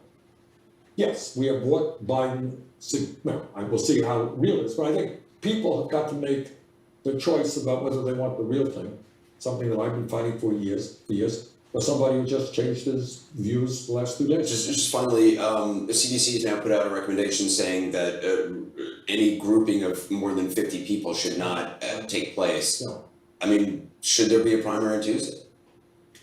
That is a very good question. And as you know, Louisiana and Georgia and Puerto Rico have delayed their elections, postponed, they got dates in the future. Look, elections dates are very, very important. We don't want to be getting into the habit of messing around with them. But you remember, and I just researched this, 9/11, there was a primary in New York City. Do you remember that? I don't. It was a primary, and it was canceled for obvious reasons in New York City, and it was rescheduled 2 weeks later. I would hope that governors listen to the public health experts, and what they are saying is, you just indicated, we don't want gatherings of more than 50 people. I'm thinking about some of the elderly people sitting behind the desks, registering people and all that stuff. Does that make a lot of sense? I'm not sure that it does. Senator Bernie Sanders, appreciate it. Thank you very much. Just ahead, a Democrat who has also been there on the debate stage, Andrew Yang, joins us when our debate coverage continues. Yeah, whatever. Unreal.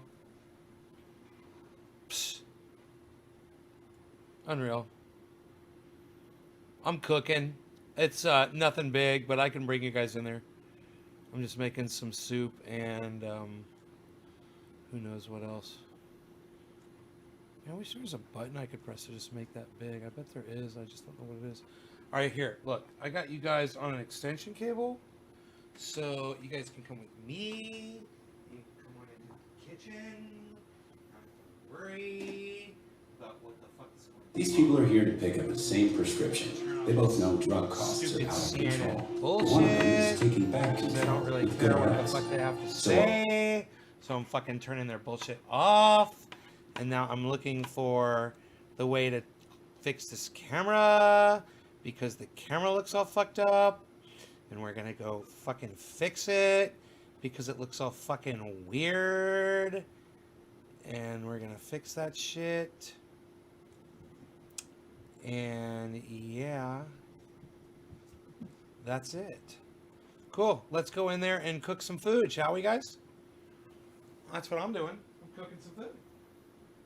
Not a lot, just a little bit, There's a little bit of soup here. Got some soup going here. Got me some soup here on the burner. Just gonna stir in a couple of things here. I like to add some things to my soup. Of course, a little bit of fresh ground pepper. Can't go wrong with that. You can just put it right in the center. You don't have to like put it all around. You know, you're gonna mix that in. So that's how you can avoid getting it all over your countertop. Just put that pepper right in the center. You know, we're gonna take a little bit of salt, even once again, right in the center there. A little bit of salt. Now we're gonna get our special spices seasonings we got over here. We've got some ground oregano, which I like for a soup because it's already broken down, powderized. So we're gonna take some of that. We're gonna put that right in the middle. That's gonna be tasty. Let me tell you, that's gonna dissolve right in there. And we're gonna take a little bit of this basil. We're gonna take some basil. I like the smell of basil. Don't run up too much in there. Just a little bit of basil. We're gonna drop some basil in that. And now we're gonna take our spoon here. This is a minestrone from Campbell's. This is just a straight minestrone soup. And now I've got some tacos that we just microwave for 2 minutes. We're gonna microwave those. We're gonna bring this down to a very low heat and let those spices just kind of mix in with our vegetables and this minestrone and it's got the shells. You know, it's got a pasta shell and it's got chopped up carrots and it's got beans. It's got peas and string beans and you know, I don't know what else, but it's got lots of stuff in it. Okay, so we're gonna get some sour cream. Yeah, I'm gonna get me a little OJ. Yeah. Have me a little OJ. Yeah. A little sour cream and have these little mini tacos. Forget about it. How's this looking? Okay, this is good. This is nice. This is just simmering now. We're just simmering the soup. You know, we don't want it too hot when we serve it to our guests. We don't want to burn our guests' lips or anything like that. So, let's check on our tacos. How you guys doing? Okay. Oh, they smell good. Okay, great. We can flip these if we want. Make sure we get them from both sides here. And, you know, we've got some extra sausage, chopped up onions. You got some salsa.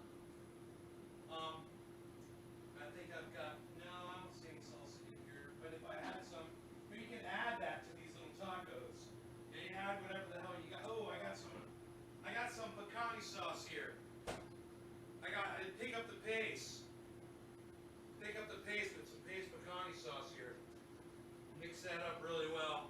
Get those flavors all mixed up. See how our soup is doing.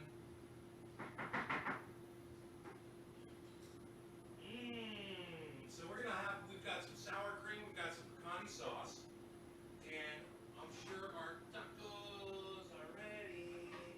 Our tacos are ready. We got pecani sauce, we're putting it on them. It's gonna make it better, and taste so good. Now we're gonna get some hot sauce, and we're gonna say arriba, ándale, ándale. Okay, we're gonna do that, and I like to say that, and then we're gonna, ow, because that's hot. That is really hot. Here, we're gonna use the spoon here to get in there, because that is just too hot to handle. And pour this sauce in there. Now, we got also sour cream. That's gonna go on each one of these. I like a dollop. A little dollop of sour cream. You know, whatever you can afford there, because we're almost out. So we're just gonna dollop these up here. And then we're gonna get our hot sauce. Don't forget your hot sauce. Okay, a hot sauce is instrumental. I got that Cholulu, the Cholula, the Chulolo, the Chululo, Chulilo. I don't know how to say it, but I got it. It's got the wooden cap on it, so you know it's authentic. Cholula, with the wooden cap. Give that a nice shake. There you go. Now, we're gonna take this and we're gonna just drip this on. Baflau. Because that gives us our baflau. On each one, we want to put that baflau. Oh yeah, plenty of hot sauce on there. I like a lot of hot sauce. I'm a big fan of hot sauces. I'm a saucier, man. I'm a goddamn saucier. Do you not? Yeah. I'm a goddamn. Don't do it. All right, now we are going to return these items to the refrigerator we're no longer using. We're going to take this. Now we've got our soup here. Let's not forget our soup. We're going to grab a nice big bowl. I got a big bowl in here. There's somewhere down here, a big bowl. And we're going to take the bowl and we're just going to take our soup here and we're just going to pour that right in, man. Right in. Boflau. I like to say boflau. Boflau. There it is. It's got our spices in there. Now we've got our spoon. We got our tacos. And I wanted to show you. I just want to show you what we've got, like I like to show you. We got our tacos here with our hot sauce and our paste pecani sauce in there. And we got a nice steaming hot bowl of soup to go along with that. For dinner tonight, soup and tacos! Taco! Hello, taco night with Trendies. Doing the tacos. Oh, are you watching the live stream on the hey, Rogan. No, that would be bad. That'd be bad, and Clay. That'd be bad, and Clay. Don't do it. Don't do it. Don't do it, Rogan. Don't do it. It's not worth it. It's never worth it to touch your daddy's food. And he's got to get the napkin, and he's got to tie his hair back. Yes? Are we good? Are we good? Sit down, eat your dinner. Sit down, eat your dinner. What? Here we go. Little Rogan protection here.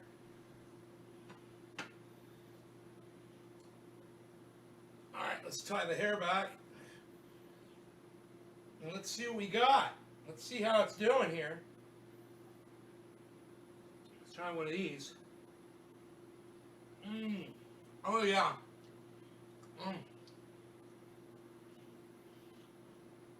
Flavorful and tasty.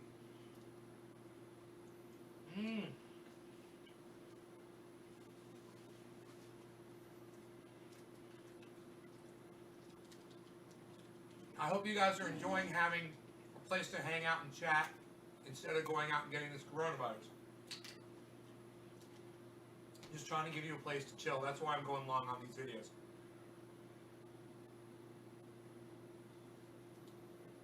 longer I keep you safe and at home, the less that you'll get this fucking virus. Hey, I got this. It's cool.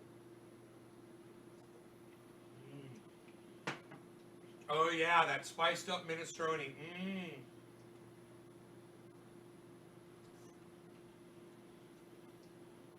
Spiced up, trendy style.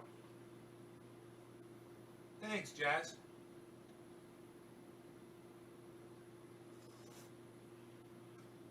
Spiced up, trendy style.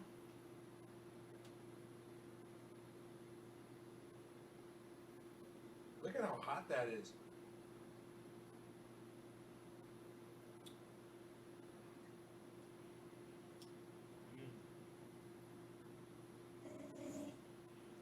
You be nice.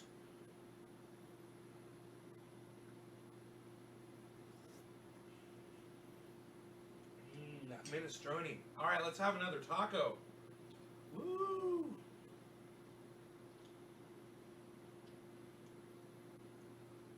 So we've got the Mexican and the Italian mixing up two cultures here. Fantastic.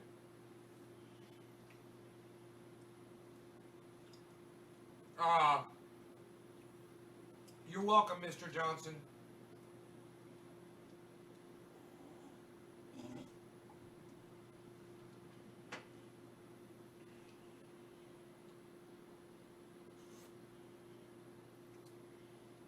Waiter, taste the soup. What's wrong with the soup, sir? Waiter, taste the soup. What's wrong? Is it too salty? Waiter, taste the soup. I'm sorry. Is the soup too cold? Do you want me to go warm it up for you in the back? Waiter, taste the soup. Fine. Where's the spoon? Aha!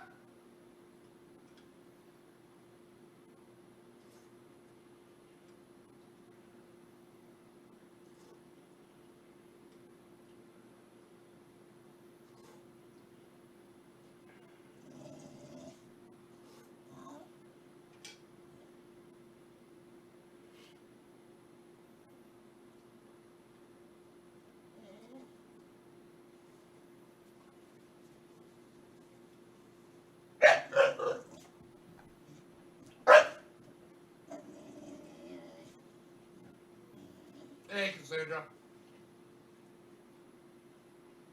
Hey, Jackie.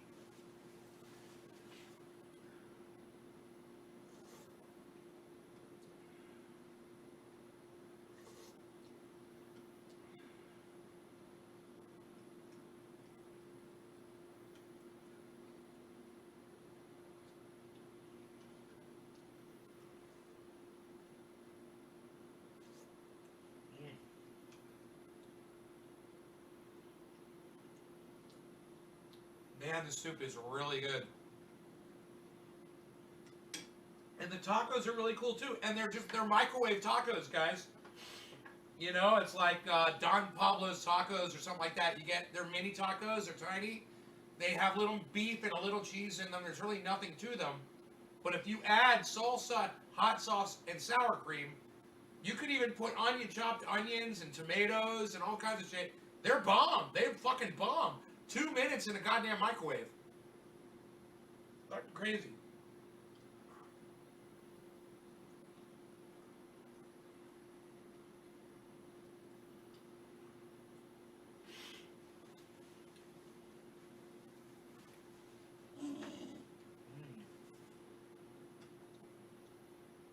I'll probably never buy them again, but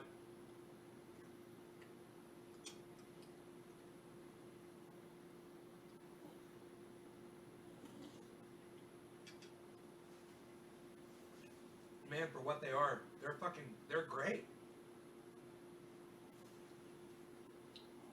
They've got a lot of potential. No.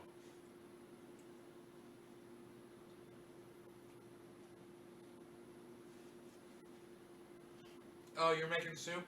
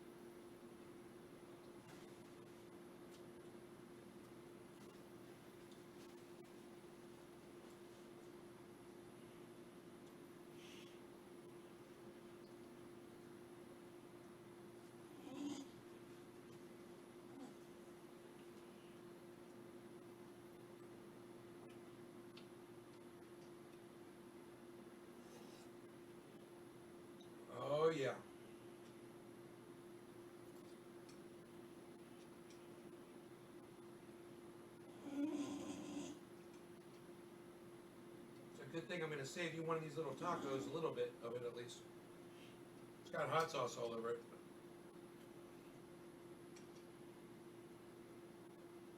I don't think Rogan cares about hot sauce. He eats anything.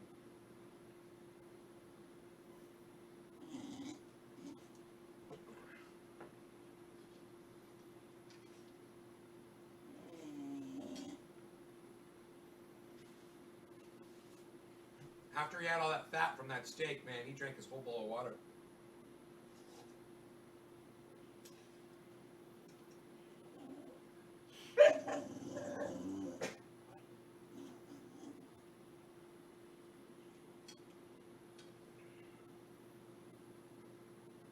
Wow, nice Dorito casserole. Dorito Mexican.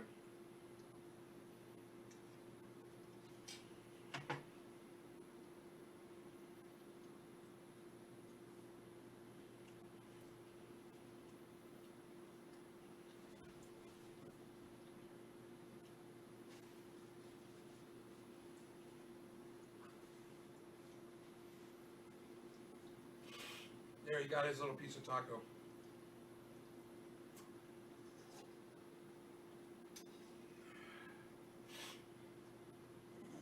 I've got 2 cases of this minestrone soup. You can have dinner, lunch and dinner for, over a month.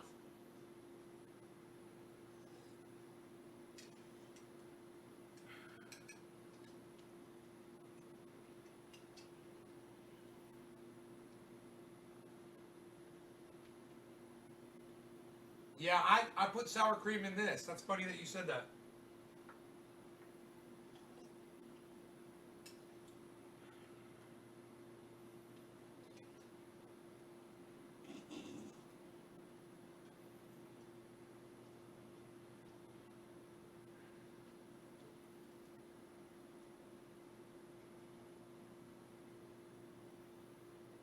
Oh, sausage pizza, man, that sounds great. Jeffrey's gonna make some soup too. Do you have any bean and bacon soup? No, right now, really all I have is onion soup and minestrone, I think.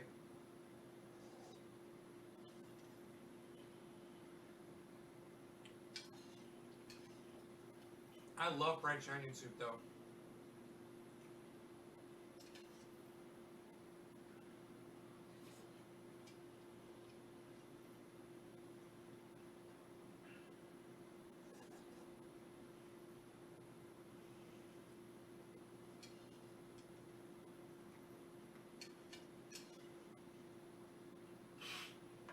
This minestrone is so much better with all the spices and seasons I put in it. Just the salt, pepper, and the basil, and the oregano. Makes a big difference.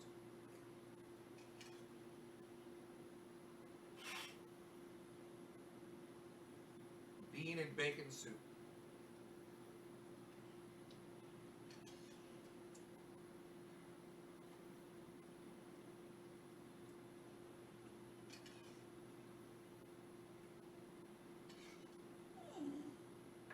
You don't want this.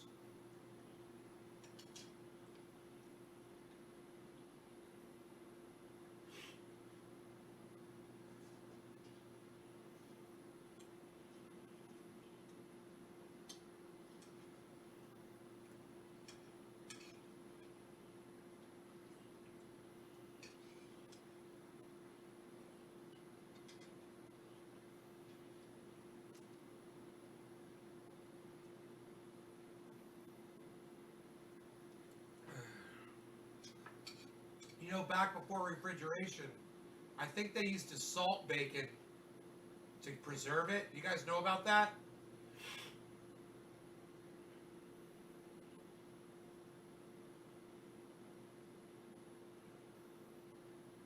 You keep a stock of it. You love vegetable soup.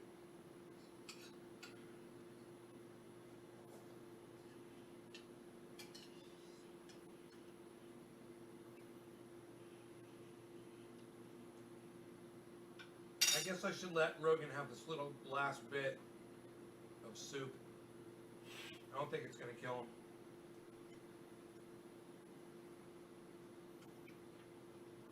Or he's trying it right now, seeing if he likes it. He's like, it's spicy. He's like, yeah, it's a little spicy. It's a little spicy. That's what Daddy was eating. You want to eat like the big boys. And this is hot sauce too. It was a spicy meal. It was a spicy meal, you know. You might not like it. Oh boy. Oh boy. Oh boy. There. Oh boy. There goes the hot sauce and all, buddy. Oh wait. Hesitation. Nope. Going back in. He's going back in.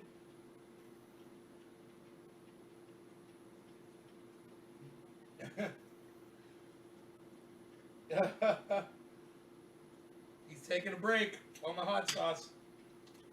A little hot sauce on that plate.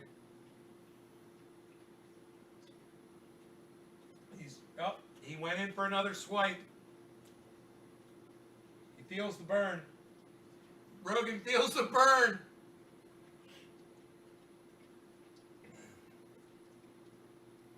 Okay, he's down. He's down. He's finishing the plate. He's completely finished the plate now.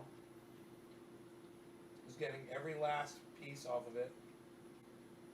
Good dog. And now he's got the bowl of soup. He's looking at it. He's still remembering it's there. He's walking up to it. He's walking away from the bowl of soup.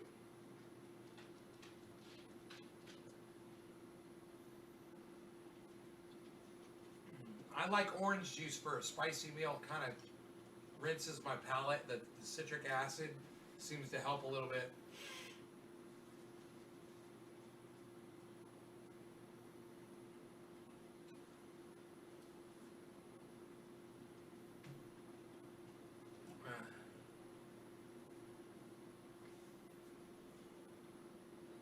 Dude, this is the best show we've had. The most attendance on a show in I don't know how long. Had over 200 people viewing at one point. That's amazing. So, yay. Thank you for that, guys. Hell yeah.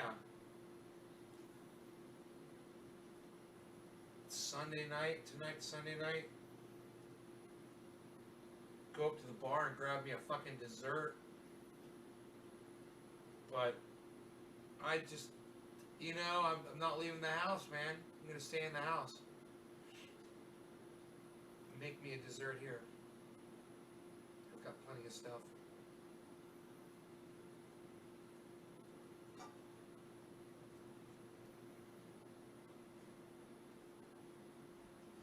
Hey now, wait, whoa, Rogan, no.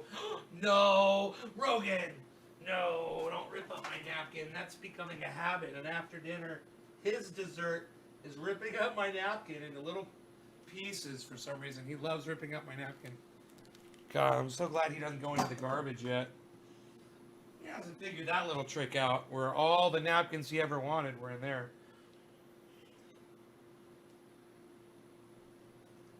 Gotta get rid of this chair. I gotta get rid of this chair. Dude, was it like that the whole time? Sorry about that. I didn't know, man. Alright, so I'm out of here, you guys. Thank you so much. I hope you had fun. Let me do a little 4-hour video. Wow. 4-hour video, guys. What do you think about that? I'll tell you what you thought about it right now. 34 of you are still here. And that is fantastic. Thank you to 34 people. And everybody else that stayed, watched this video at any point tonight for 4 hours. I can't expect anybody to stay and watch a video for 4 hours. But I'm ecstatic that you guys are using this as a place to keep yourselves occupied and socialized while you're avoiding this fucking plague that's going around the world. You want me to check the numbers on it really fast?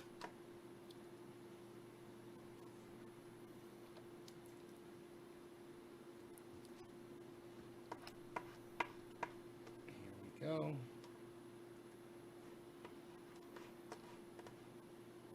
Hey, Rogan, be nice. Be nice.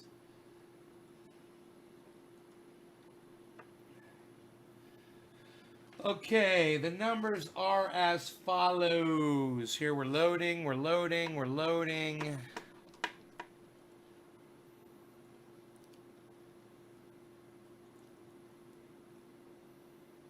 Um, 6,530. Let's see how deadly the virus is being tracked at. They're tracking at 169,385 cases worldwide, divided by 6,513 deaths worldwide equals 26 now. Okay, so it's getting deadlier every time I check it. Now we're down to 26. So if out of 26 people, one person's going to die out of every 26 people that gets this virus. And what's happening is we're finding out that it's not just old people that are susceptible to dying. It's anybody that has any kind of a lung-related condition or other heart-related condition that is susceptible to these types of viruses and can trigger death. There are a lot of people like that in the world, and those people are dying. And if you don't believe me, get on Twitter, man. There's a whole hashtag movement, you know. 45. You know, I'm not getting accurate numbers here per state. I mean, I get state, yes, but I can't get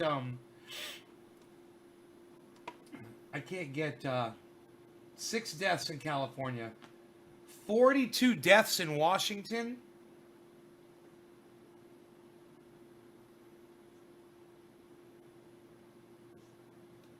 God, 42 deaths in Washington, man.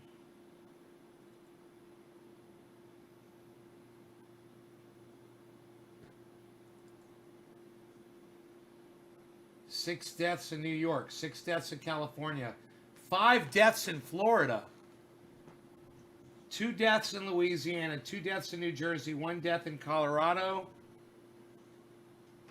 Jesus fucking Christ, 1 death in Georgia, 1 death in Kansas, 1 death in Oregon, 1 death in South Dakota, 1 death in Virginia. I can't fucking believe that shit. Oh my God, man, the deaths are happening all over the place. Hey, you. No. Hey, look at you, making a mess. You're destroying. Stop it, Rogan. Stop. Okay? Anyhow, you guys are fantastic. You've been a wonderful audience. I hope you guys enjoyed the 4 hours. I hope you enjoy having a place to sit and socialize. It's official. It's a 4-hour video. No law regarding cannabis. Cannabisism, tisms for all. I'll see you guys at trendyasdabbers.com, like it says right there. trendyasdabbers.com, where you find your paint oil. You can find all the coolest trendy wear. And you can learn how to grow 4 pounds. And find links to videos and places that you can find Trendy As Dabbers on the internet. All kinds of stuff there. Check out the website, guys. I will see you with Trendy As Dabbers on Twitter. That's where I like to go when I get off of here. Okay? Twitter. I'll see Trendy As Dabbers on Instagram. I'll see Trendy As Dabbers on